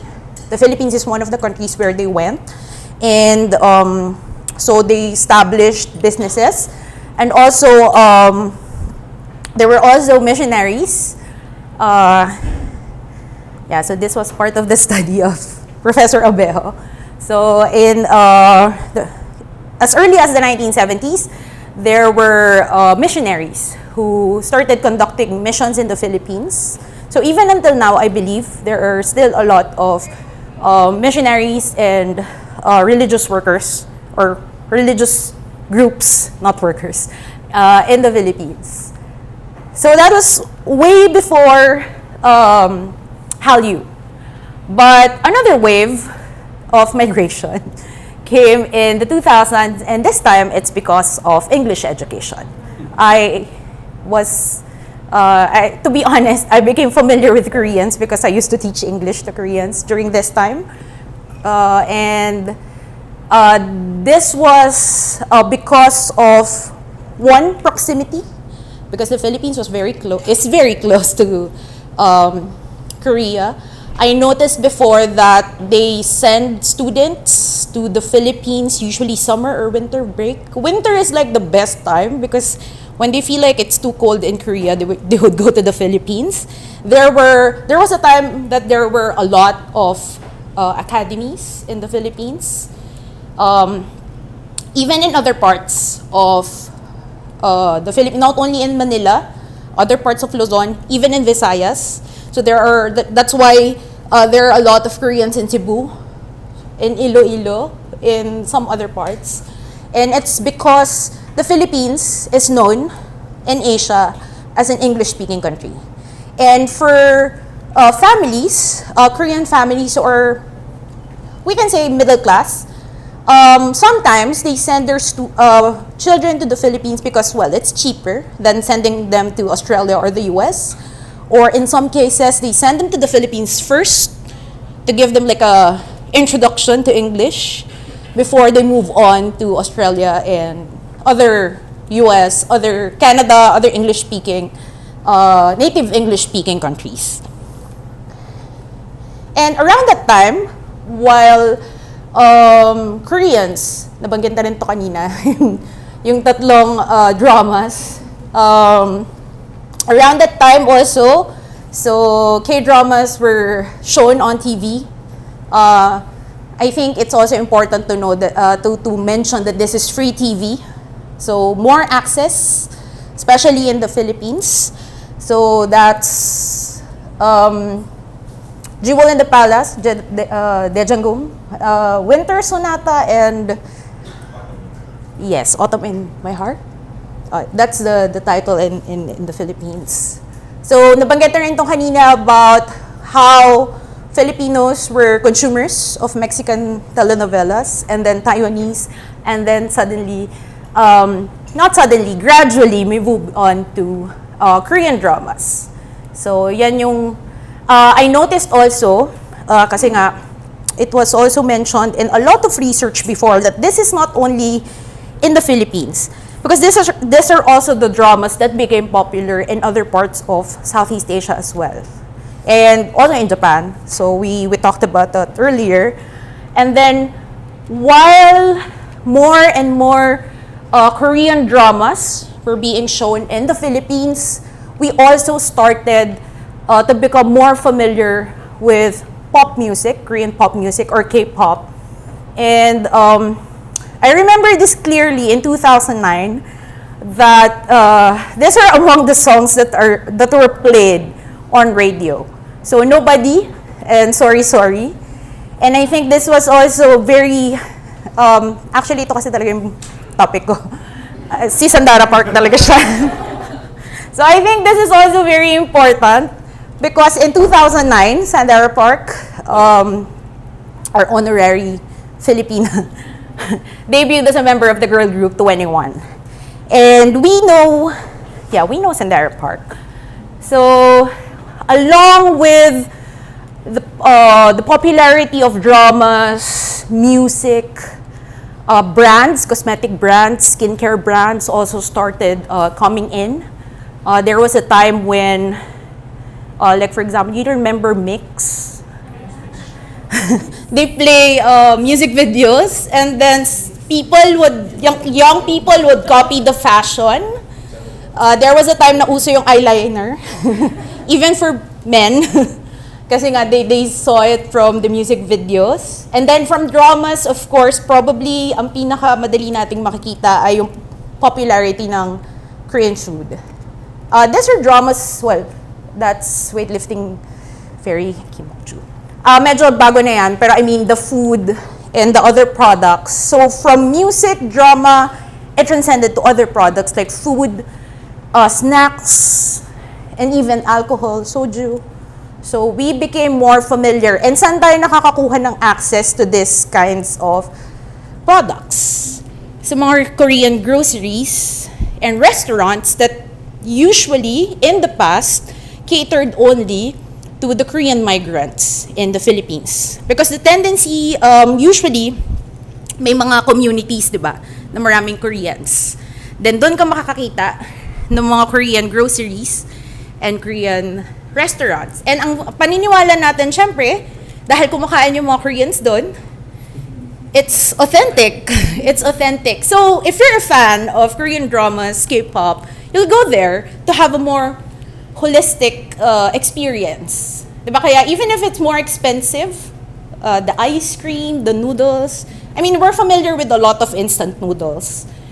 But even if it's more expensive, we usually go to these places because of the sort of like the experience also. And then, South Korea also became a very popular travel destination for Filipinos, especially those who want to experience the different seasons. Siguro may friends kayo na may photos ng fall sa Nami Island or winter snow photos. Kasi these are the things that we see in dramas. Diba? It's also, we also tend to, like, Filipinos would go to Korea to wear the clothes that they can't wear in the Philippines and then take photos. It's also part of the experience. And that's why there are also a lot of Filipinos who go to Korea to travel. And then the COVID pandemic happened in 2020, and it further boosted the popularity of Hallyu in the Philippines. I know a lot of people who didn't, who hindi naman ignore, but they're not interested in Hallyu before the pandemic. But after the pandemic, they emerged from the pandemic as Hallyu fans. They became fans of Korean music, Korean dramas. They suddenly they became interested in food, fashion, and everything. So, also, what made it easier was access. So before television, and then during this time, we became more, there were a lot more Korean dramas, Korean content in apps like Netflix. Ang dami ng sites. Dati View, Netflix, iFlix. Ngayon may, yes, of course, meron ding illegal. Meron ding mga ganon. But yeah, the access, it became more accessible to people because sometimes it's simultaneous. Nowadays, I think Korean dramas are shown at the same time it's shown in Korea. So you can access, especially on Netflix. Yeah, so hindi na tayo nahuhuli. We don't have to wait for subtitles. And the subtitles are actually okay, unlike in the past when we used to buy DVDs. Yes. Yeah, I just dated myself. Anyway, and also the food trends and product trends. So previously what I showed you, the parasite noodle, the ramdon. Diba? Parang people, when they watched the film, they started trying the kind of what it tastes. They became curious about what it tastes like, so it became popular. And because of the access also, the food trends also become popular in the Philippines. So also, they relied on social media to gain access to their idols. Nagkaroon ng online concerts, merch. I'm sure you're all familiar with the groups, the group orders, diba? For merch, for photo cards, for albums, for skincare. And there are a lot of, I noticed that it became very popular in the Philippines, and at the same time, it also became more accessible. Kasi nga, you don't have to go to the mall. You just order online, and you'll just wait for maybe a month or two, and all these products will will be delivered to you. Yeah. Anyway, so I mentioned about television. So before, most of the celebrities that we know are from television. But because of the changing landscape also and technological advances, we started to have what we call like social media celebrities, influencers. And sometimes nag-overlap. Actually, madalas, nag-overlap. Like people who are popular on TV tend to also be popular on social media. And also, people who are popular on social media, they also sometimes end up on TV. Yeah, so yan na yun. Hindi. Ito yung topic ko talaga. Sorry. So, Korean celebrities in the Philippines, I'm sure you can all identify them. So, Sandara Park, huwag nyo napansin yung picture ni Ryan Bang. Wala talagang mahanap na maayos na photo. And then, Dasiri Choi. Sandara Park started 2004, Star Circle Quest. She is still very popular in the Philippines. Because of her quirky character. She's called Krung Krung. I'm not sure if you've heard of that, like the younger ones. But yes, Ryan Bang is also popular. He's a product of PBB in 2010. Tama. Anyway, mamaya ko naisipin ko sinong nanalo, si James Reid ata. But he has a more comedian character. Like he's not trying to be a comedian, but that's how we usually, normal viewers, that's how they would look at him. And he has also released several songs. So si Dasari Choi, she's from GMA. So yung dalawa from ABS-CBN. And Dasari, she's known as a dancer, but eventually, she became part of Bubble Gang, and then Tahanang Pinakamasaya before it was, before it ended. So she was popular as a dancer, and she has also released her single, You're My Only One. So whether intentionally or unintentionally, they aid in the spread of Korean culture. So back in 2004, it's probably the earliest memory of normal people of Korean. She performed Arirang on national TV. and she also tend to hindi naman teach talaga, pero she speaks common, like Korean phrases like 사랑합니다, 안녕하세요, and these are also part of the lyrics of her song In or Out. So when she debuted as part of 21, their group and her music became popular in the Philippines because of her affinity with her. In one of their songs, she even spoke in Filipino. I forgot the title. Anyway, so Ryan Bang is also the same. He released several songs. One of his songs, he used to say before that he wanted to be like Psy, especially after Gangnam Style became popular. So he also incorporates Korean lyrics. If you see the picture, he's actually speaking in Korean in that video. And most of his songs are in English. It's like he uses 3 languages, Filipino, English, and Korean in his songs. And so he also has Korean-related businesses. So he has a restaurant, he has a salon, and most of these are Korean. Vasari is also known as a dancer. She's known for her K-pop dance covers. In her guestings, because I watched a lot of their videos on YouTube, she often gets asked to teach Korean phrases. And she's also an endorser of a Korean brand. And she also opened a Korean supermarket in Dapitan. So in one of her videos, she also talked about Chuseok. And she talked about the traditions associated with Chuseok. So, ang conclusion, cultural exchange, basahin ko na lang mabilis, sorry. Cultural exchange of culture is often one of the effects of migration, and in the case of Korean migration to the Philippines, it was a two-way culture exchange, especially for those Korean migrants who eventually became celebrities in the Philippines. So, Sandara Park, Ryan Bang, and Dasari Choi, through their various social media platforms, as well as their various television and film appearances, are still clearly identified as Koreans. Although they have been living in the Philippines and speaking the language that Filipinos understand. And so products were also promoted, Korean products, through their businesses or through their endorsements. So in the case of Dasari, she's an endorser of Hyundai Home. She has businesses also. Same with Ryan Bang. And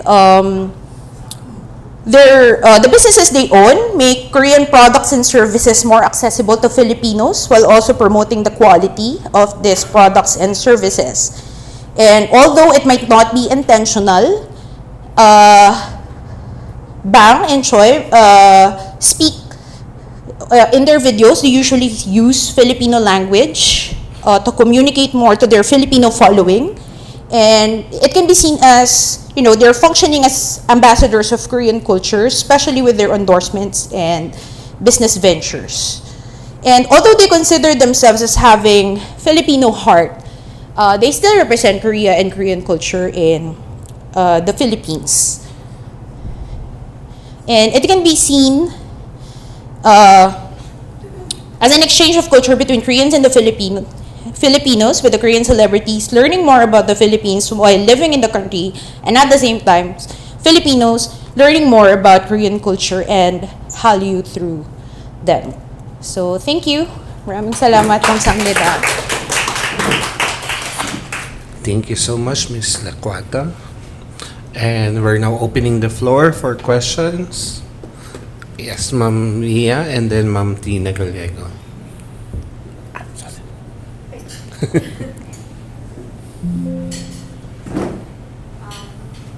Hello. Thank you so much, Rose.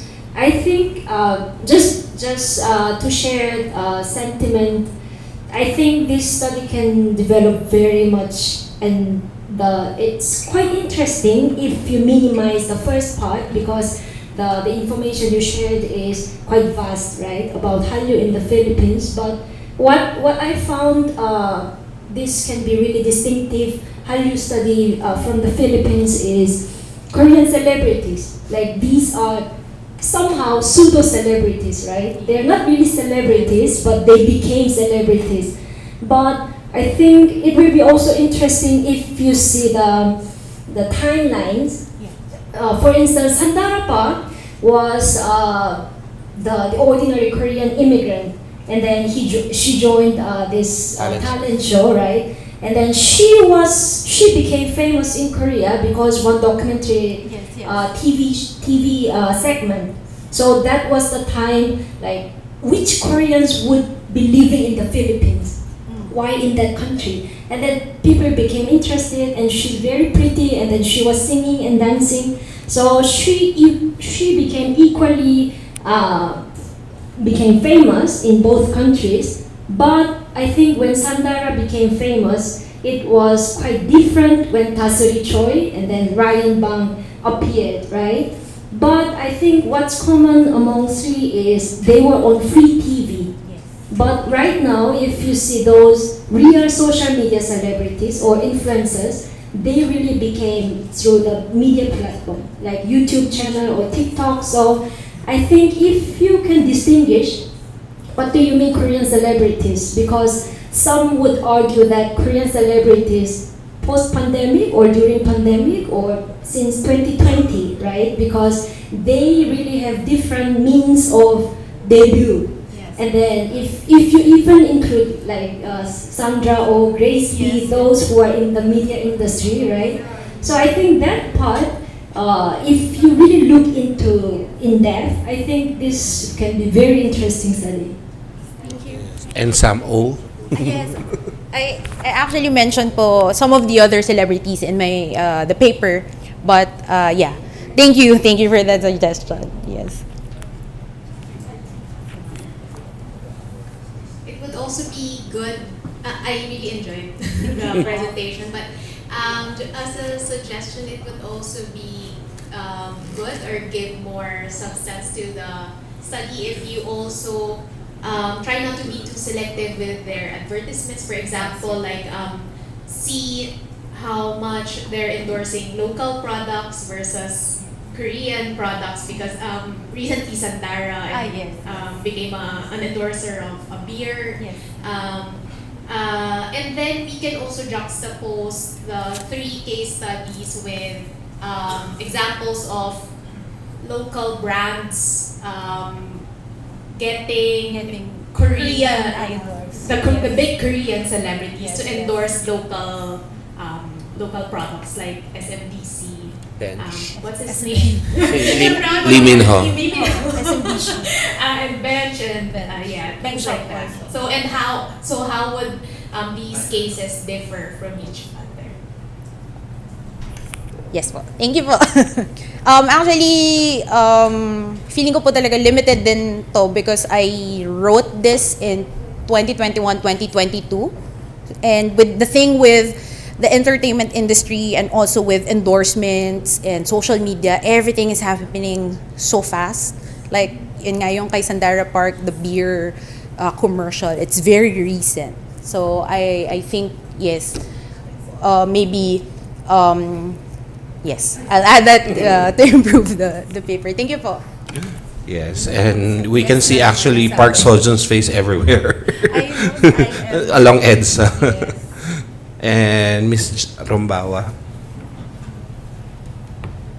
I think it's also good to add that Ryan Bang also has appearances in Korean free media already, and even though he is not as successful as Sandara Park, you can see that they are kind of positioning Ryan Bang as someone who's very talented and very famous in the Philippines. Parang hindi naman. But in Running Man, right? Every time he translates for Manny Pacquiao, they would call him as a big star in the country. Which is also something that Sandara did when she was with Manny Pacquiao in Running Man. So maybe it's something that you can also add to this paper. Yes, actually, it's also mentioned in the paper how they were also recognized officially by the Korean government because during the Pyeongchang Winter Olympics. I believe Ryan Bang was tapped as a torchbearer for the Philippines. But at the same time, he's recognized as Korean.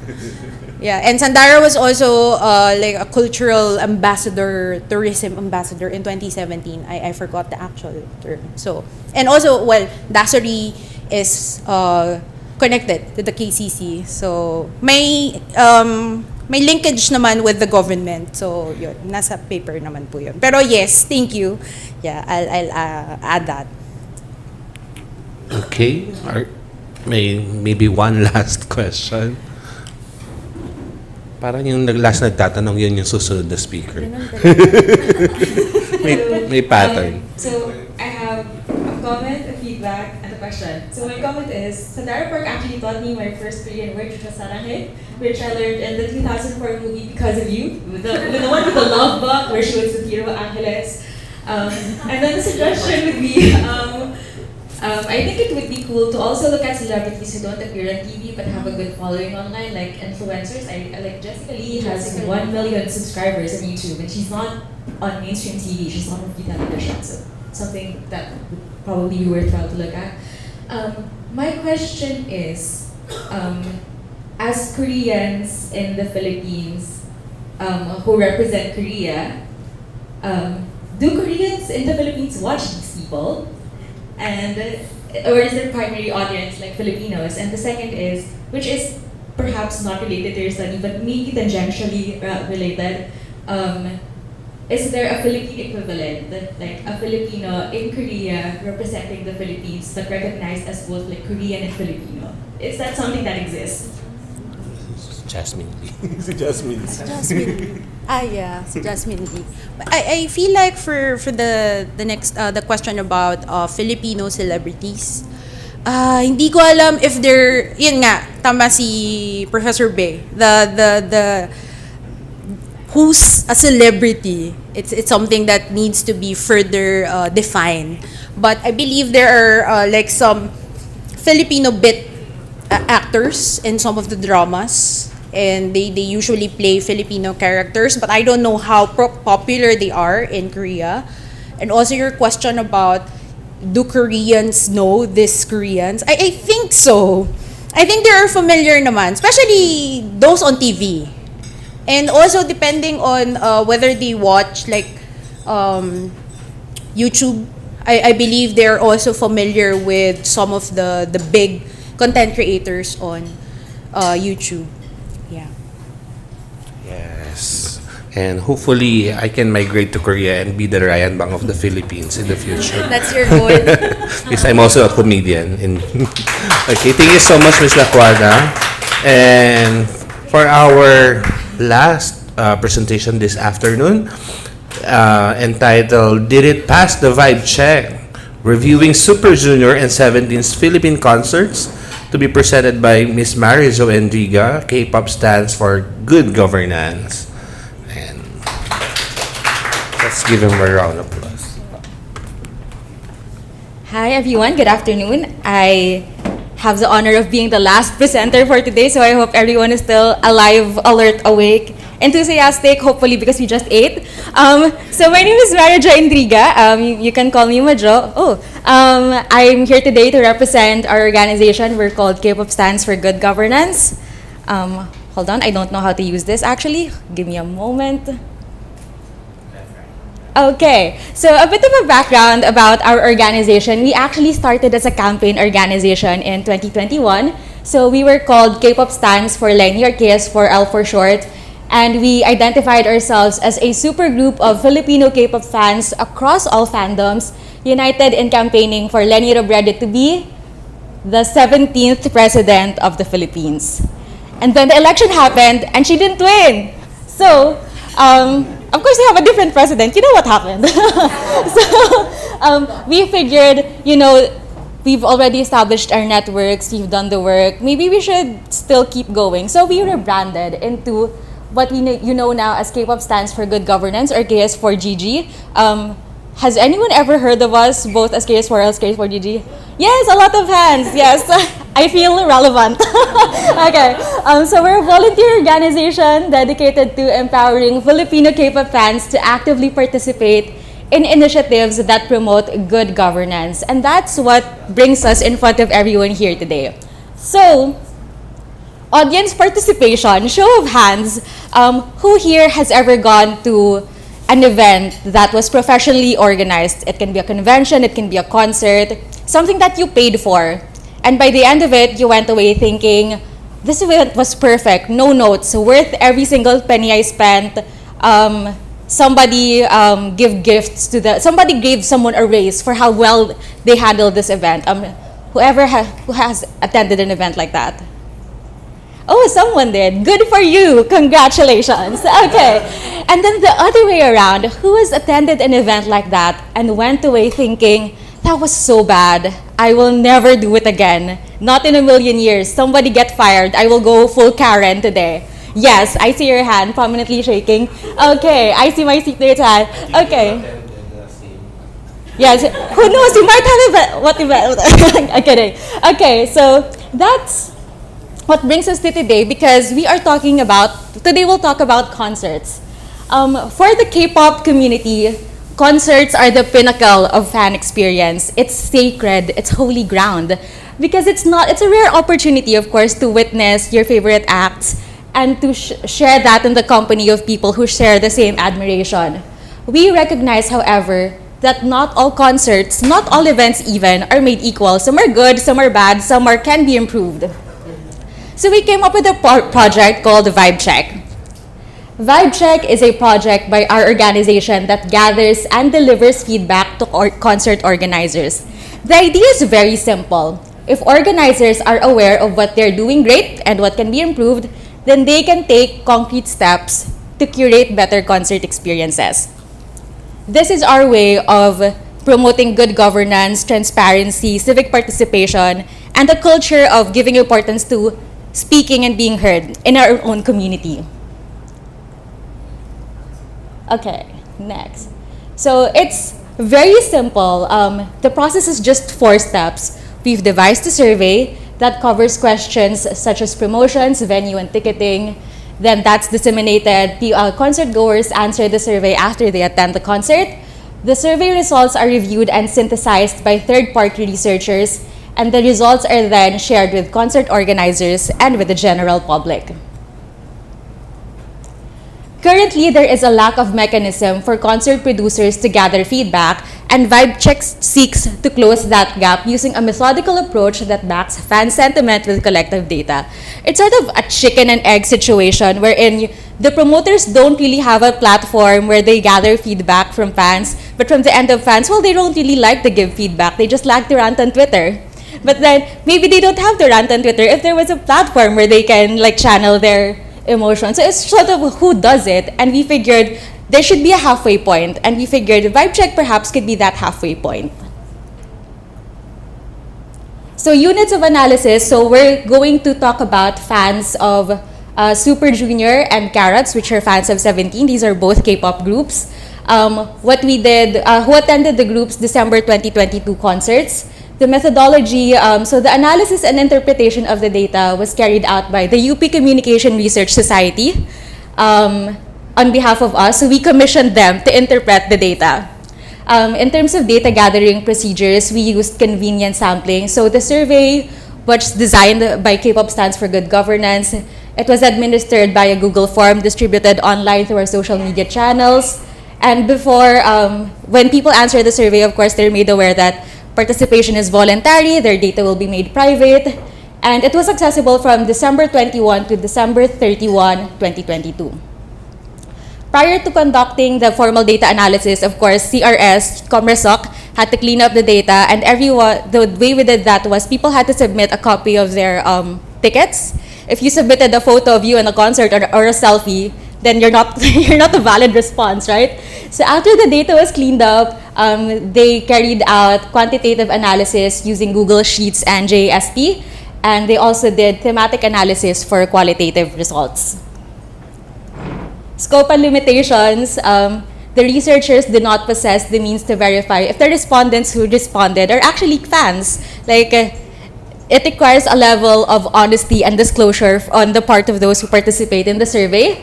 And similarly, we lack the capacity to authenticate the legitimacy of submitted proofs in the form of tickets, because anything in these days can be photoshopped. Who knows if those tickets are real?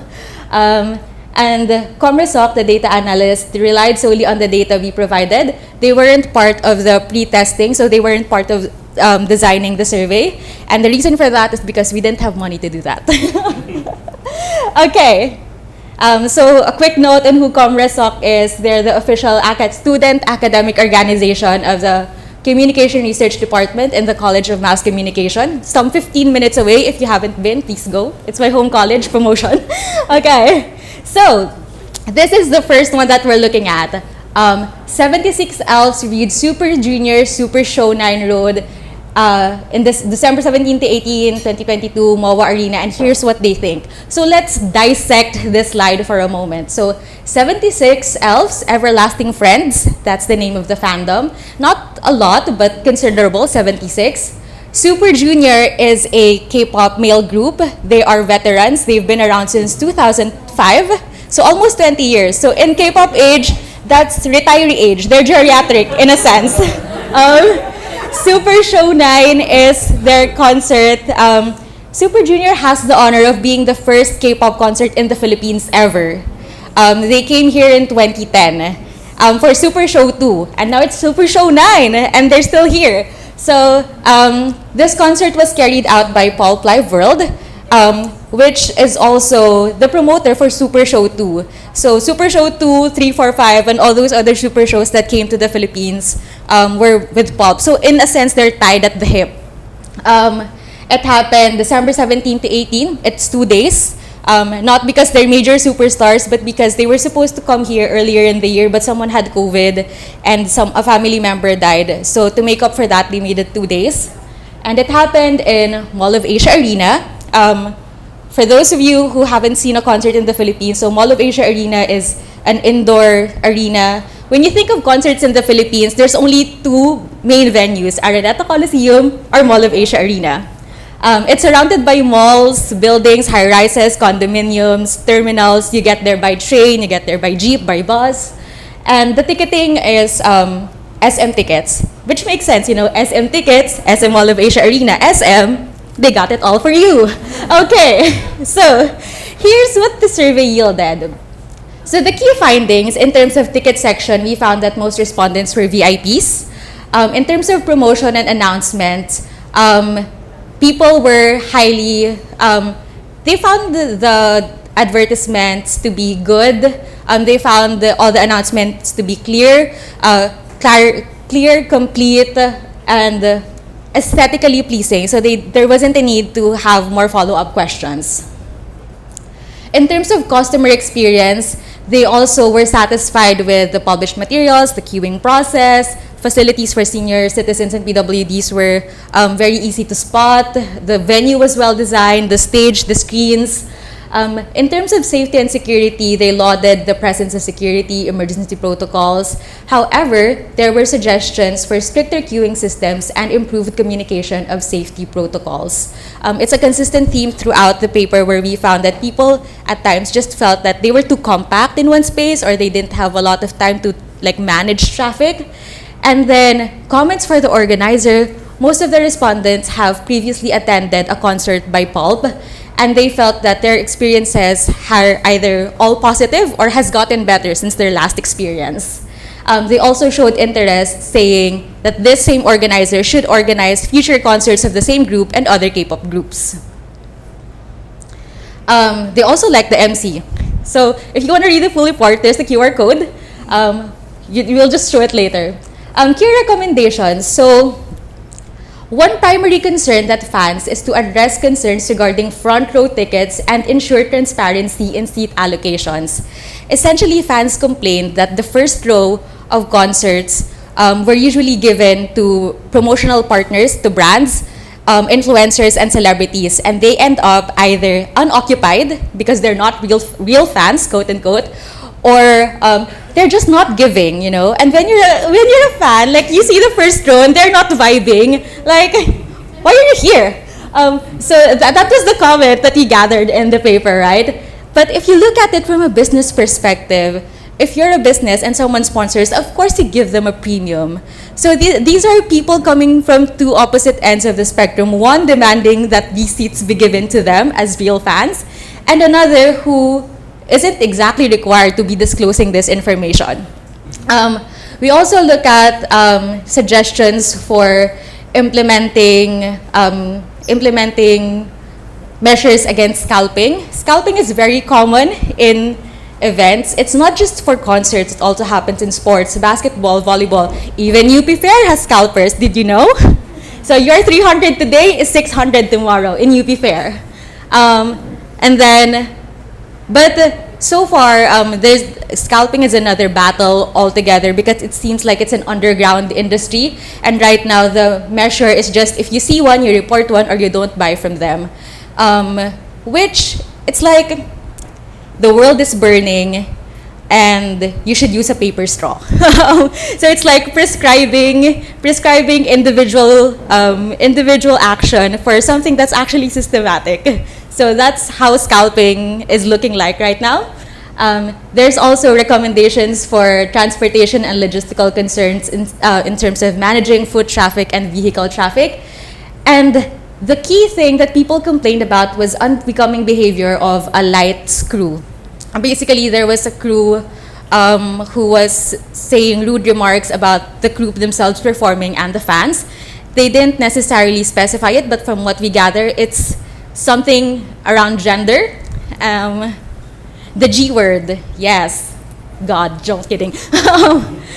So the recommendation there is to consider briefing sessions on gender sensitivity workshops to ensure professionalism and understanding. Because the comments from fans were basically, fire this person, don't ever work with them again. And, you know, creating safe spaces doesn't have to come at the expense of someone's job. And at the end of the day, if you want to create safe spaces, you want to create it in the long term, instead of just picking out individual bad apples. So overall, we asked, do they feel that the cost they expended for their concert was well worth it? Yes, they felt it was sulit. Did they feel that the organizers delivered their best to curate a seamless and memorable concert experience? Also strongly agree. They prefer for this promoter to host future concerts of this artist? Yes. They would readily attend another event organized by this promoter, and they would also gamely recommend an event by this promoter to their friends. They would also readily attend more events in this venue. In terms of ticketing platform satisfaction, it's varied. It's the most colorful slide, but of course the most number is still on strongly agree and agree. So in summary, the best ranked aspect of the concert is the promotional strategy of the organizer. The organizer effectively promoted the concert and provided the necessary information. The lowest ranked aspect is the behavior of a specific crew, which if you think about it, is just one person, but that really spoils the experience. Like imagine you're having a great day and someone says you're fat. Like instead of remembering that you have a great day, you focus on that one small thing that, like, you imagine like how something as minor as one person can ruin a concert experience. And then overall, the survey revealed a positive concert experience and the organizer received praise. There were few points for improvement, but overall, people liked it. Now we go to the second result. This is for 17 Be the Sun in Bulacan. So let's dissect it once again. This is 2,175. That's a lot. Like 76? 2,175? 17 is a newer K-pop group, but they're also a veteran. They've been around since 2015. They're very big. One of their 2023 album had 4 million pre-orders. So that's the biggest. I think that holds a Guinness for something. I know you're a gay. I see you're a 17 fan. I kind of gather, I think you like this next slides. When you ask people who are K-pop fans, like what are the biggest male K-pop groups, they'll usually say EBS, and that stands for EXO BTS 17. Be the Sun is the name of their concert and happened in Bulacan. Bulacan is a province. I think, an hour away from Metro Manila. It happened in the Philippine Arena. So Philippine Arena is the biggest indoor stadium in the world, not just in the Philippines. Its capacity is 55,000 people. And this is the first time that a K-pop act has staged a full-blown concert in that area. So it's their K-pop baptism, in a sense. And it happened in December 17, 2022. To contextualize as well, Philippine Arena, in terms of its location, like what you see when you're there, you see the arena and nothing else. You see roads and you'll see grass because it's in Bulacan. Like signal is also hard. So just to contextualize, because that will play into the later slides. So here's what 2,175 carats thought. So the ticketing process, they were dissatisfied with the ticketing process, including the short process of notifying ticket sales versus when they sold the tickets. Even with the functionality of the website, like it lags, the queue-in time is too short, traffic is just horrible. So there were, and the ticket prices themselves, they found the ticket prices to be exorbitant. Suggestions were made to improve the availability of tickets, to reduce prices, and to ensure ticket verification. In terms of venue and accessibility, the choice of venue was criticized for its lack of accessibility, especially for fans who rely on public transportation, because the only way you can get there is by your car or you organize a shuttle. You can't go there by motorcycles because you go through a tollway, and if you go through a tollway using a motorcycle, you ascend straight to heaven. Hopefully to heaven. So alternative venues were recommended for future concerts. And then staff and management, the on-ground staff were reported to be unprepared, uninformed, and insufficient in number to address fans' concerns. And fans expressed the need for better crowd management. In short, everyone just felt that they were unrecognized, uncomfortable, and uncared for by the staff. This is, again, K-pop concerts are different from like Western concerts in terms of the expectations of fans and how they should be looked after. So, and this is the first K-pop concert in that area. So overall, like it was a baptism of fire for everyone, and even the fans felt that the staff were unprepared. Like there were no medics, they were hard to find. People don't know where they were pointing at. And then in terms of safety and security, security was found to be lacking. There were concerns about inadequate medical assistance, poor waste management, inconsistent bag checks. Sometimes they check the bag, sometimes they don't. Who knows what's in your bag? Fans called for better safety protocols. And of course, there's post-concert issues. Fans reported issues with concert equipment such as defective lights and sound. And there were also accommodation concerns in the physical infrastructure, like lanes for PWDs, VIP, senior, availability of food, and shelter. Shelter in terms of taking shelter from the sun and from the rain, because it was December, it was rainy season. And also physical shelter, like accommodation, like where to sleep. Because again, after the arena, it's grasslands. Okay. Key recommendations to improve the ticketing process: to provide ample time for ticket sales, enhance ticket verification, adjusting the prices, and to choose accessible venues. And of course, to also conduct training to enhance the level of knowledge of the staff. Strengthen security and safety measures as well, and then to address post-concert issues. One key point there is to conduct equipment check to ensure functionality and safety during concerts. So during this concert, remember it's an indoor arena, a pole fell from the roof. It's not big, but imagine it's like 1 meter long, it's 1 diameter wide, and it fell from the roof into the shoulders of someone in the upper box area. So that makes you wonder, what is the integrity of this venue, right? If you were a fan, like that could have fallen on me, that could have fallen on my head. So overall, did they feel that the cost expended for this concert was worth it? Varied opinions, mostly leaning towards yes. They strongly agree that it was well worth it. Because despite all the hassle, at the end of the day, they saw 17, and that's all that matters. Was it seamless and memorable? No, they strongly disagree. They feel like it's not seamless and memorable by an overwhelming number. Do they trust the promoter would they readily attend another concert by this promoter? That's also a no. Recommend this to promoter to friends? No. To go to this venue? Largely no and neutral. Ticketing platform satisfaction, they didn't like SM tickets this time. And in summary, the best ranked aspect of the concert was receiving the copies of e-tickets. So they hated everything else. Like, they hated how slow the website was, how expensive the prices was. But when you get a ticket, you get it directly on your email quickly. So that was the highest ranked aspect of the experience. The low light is the safety and security. And overall, the survey findings highlight numerous areas for improvement needed in the overall process. So we have all this data available, and it's very interesting. Like, we're not comparing these two promoters, these two venues, because we see it as our own. Like, each concert will have its own circumstances that lead to what becomes the concert. Which begs the question now, like, what have we done with this data and what comes next?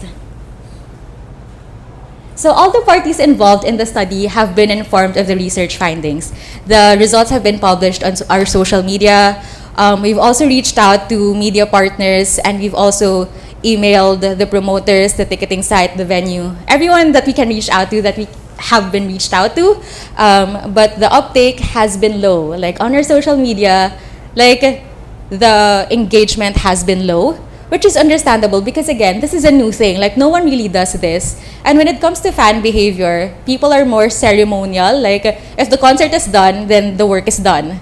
But for us, vibe check only starts after the concert, right? In terms of media, I was talking to Rose earlier, and she said, because I emailed her media outlet about it, and they also couldn't publish it, because how do you publish a study? You have to find your own angle and make sure that it doesn't seem like you're defaming anyone, right? So no media has published about it, and the promoters themselves haven't gotten back to us. We're hopeful that they were, but we also understand why they wouldn't. And I'm going to show you an email why. So remember, this survey was uploaded on social media December 21 to 31. If you look at this email, it's January 1, 2023, New Year, Sunday. Someone sent us an email like, are you bored? So I will read it to you because it's a very interesting email. So someone said, to whom it may concern, we have recently been made aware of a project that your team has launched, which is the Vibe Check. As a result of this, we are sending you this email to cease and desist before we proceed to file formal legal procedures against this action. We acknowledge that your group is just interested in seeking improvement through proactive endeavors, but as you should know, we are a group of private business individuals who do not require the consent or approval of the general public to conduct our business. With that said, we must deem your action not only unnecessary and inappropriate, but also a deliberate act of defamation. We need not enumerate all the illegalities of your actions, but we will see to it that our business owners are protected from this form of online harassment. We represent private businesses, and individual consumers have the right to choose to support each of these businesses or not.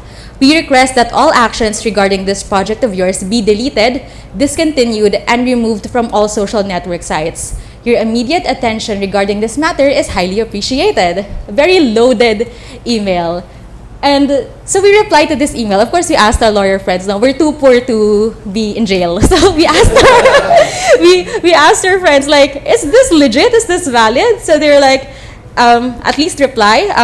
It's basically empty. It's an empty threat, but just for safety, reply to the email. So we replied asking if we can talk to a legal representative. They didn't reply. Manila Business Bureau is not a thing. It doesn't exist. You can look for it in all search engines, and even their URL is at gmail.com. It can be .org, it can be a website. It's nothing. And also at this point, again, the survey ended the day before, so we don't know the results yet.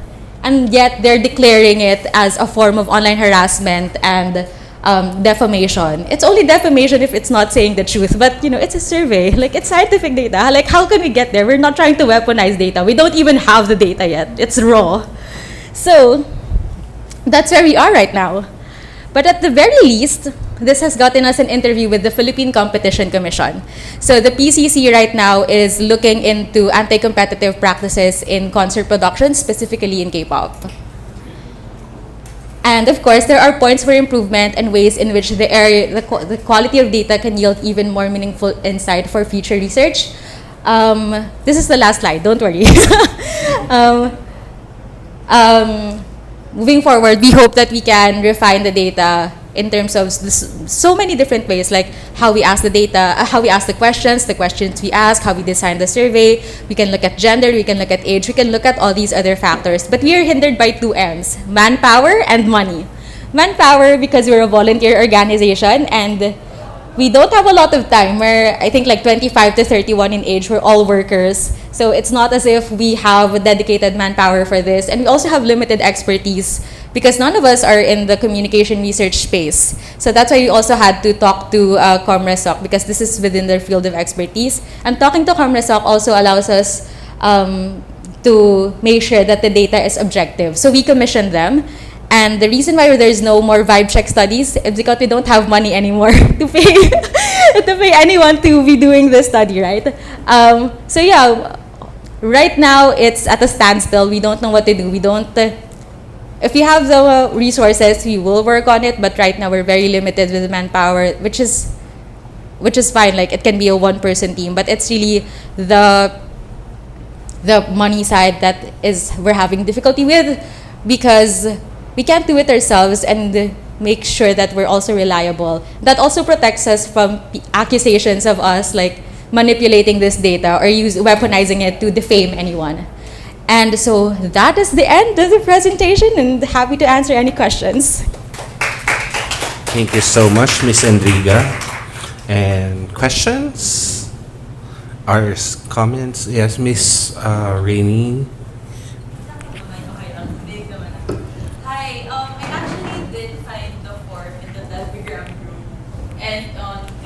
So that was great. I actually was wondering why the form wasn't, like why there wasn't a vibe check after follow to Bulacan. Because that was something. Yeah. Yes. So I was kind of waiting for the form and then now I understand why the form wasn't there. But I actually had a lot of questions earlier, but you answered them. I was wondering about like how the organizers react, if the data ever got to them. If you would, if there were ways on how to encourage participation, especially since the 76 participants is very few compared to like thousands of attendees.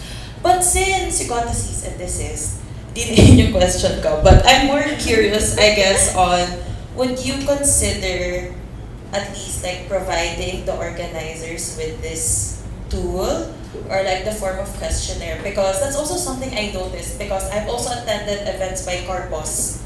So not really a K-pop concert organizer, but they organize concerts. And they have a feedback form. I've attended 2 concerts at least of Corpus where you do get a QR code at the back of the card and then it's basically Corpus asking for feedback themselves. So given that likely Pulp and Live Nation knows those kinds of feedback mechanisms exist, especially since they're not as good as Singapore organizers. Wink, wink. Because the concert I attended in Singapore was organized well, and that was Live Nation. But the Live Nation here, so yeah, I was just wondering if they don't want independent groups doing that at the risk of them being defamed. Would you consider at least like working with them, or do you think that's a possibility now that they would want to work with you, get access of the tool, maybe sell it to them, so that they could have a feedback mechanism? Because it is really unfair for the fans that we keep getting treated as like guinea pigs, especially for Follow to Bulacan. It was the first time they held the concert in the Philippine Sports Stadium, and day 1 was terrible. And then the second day it was great. And then the following concerts after they had Cold Day after it was great. So yeah, I was just wondering if you've had that kind of conversations within the group about sharing the tool. Yes, we've definitely talked about offering this as a business service. But we have to decide yet, like, what's the cost of it. Like, if we talk about business, then we're also going to have to talk about, are we allowed to receive money as a volunteer organization? If you're a business, are you going to give money to us? We're not an NGO, we're not registered, we don't have a bank account to our name. So that's a challenge. And another thing is, Carpus's audience is different from these two's audiences because, like, Carpus is more indie and folk rock. In terms of K-pop, the comments are harsher because the fans are hyper vigilant. So I'm just not sure, like, how do you feel about being a promoter and being told you're bad? So, like, it's going to be hard to fathom that. We are definitely open to the idea of offering it as a business model because we also see that can help finance our other projects. We do a lot of advocacy work, we do a lot of charity work, community work. And we need funds for that. So it's a whole thing. If you want to volunteer for us and guide us through the process, we are always open for advice. But yes, that's a consideration that we have. Thank you. Maybe one or two more questions.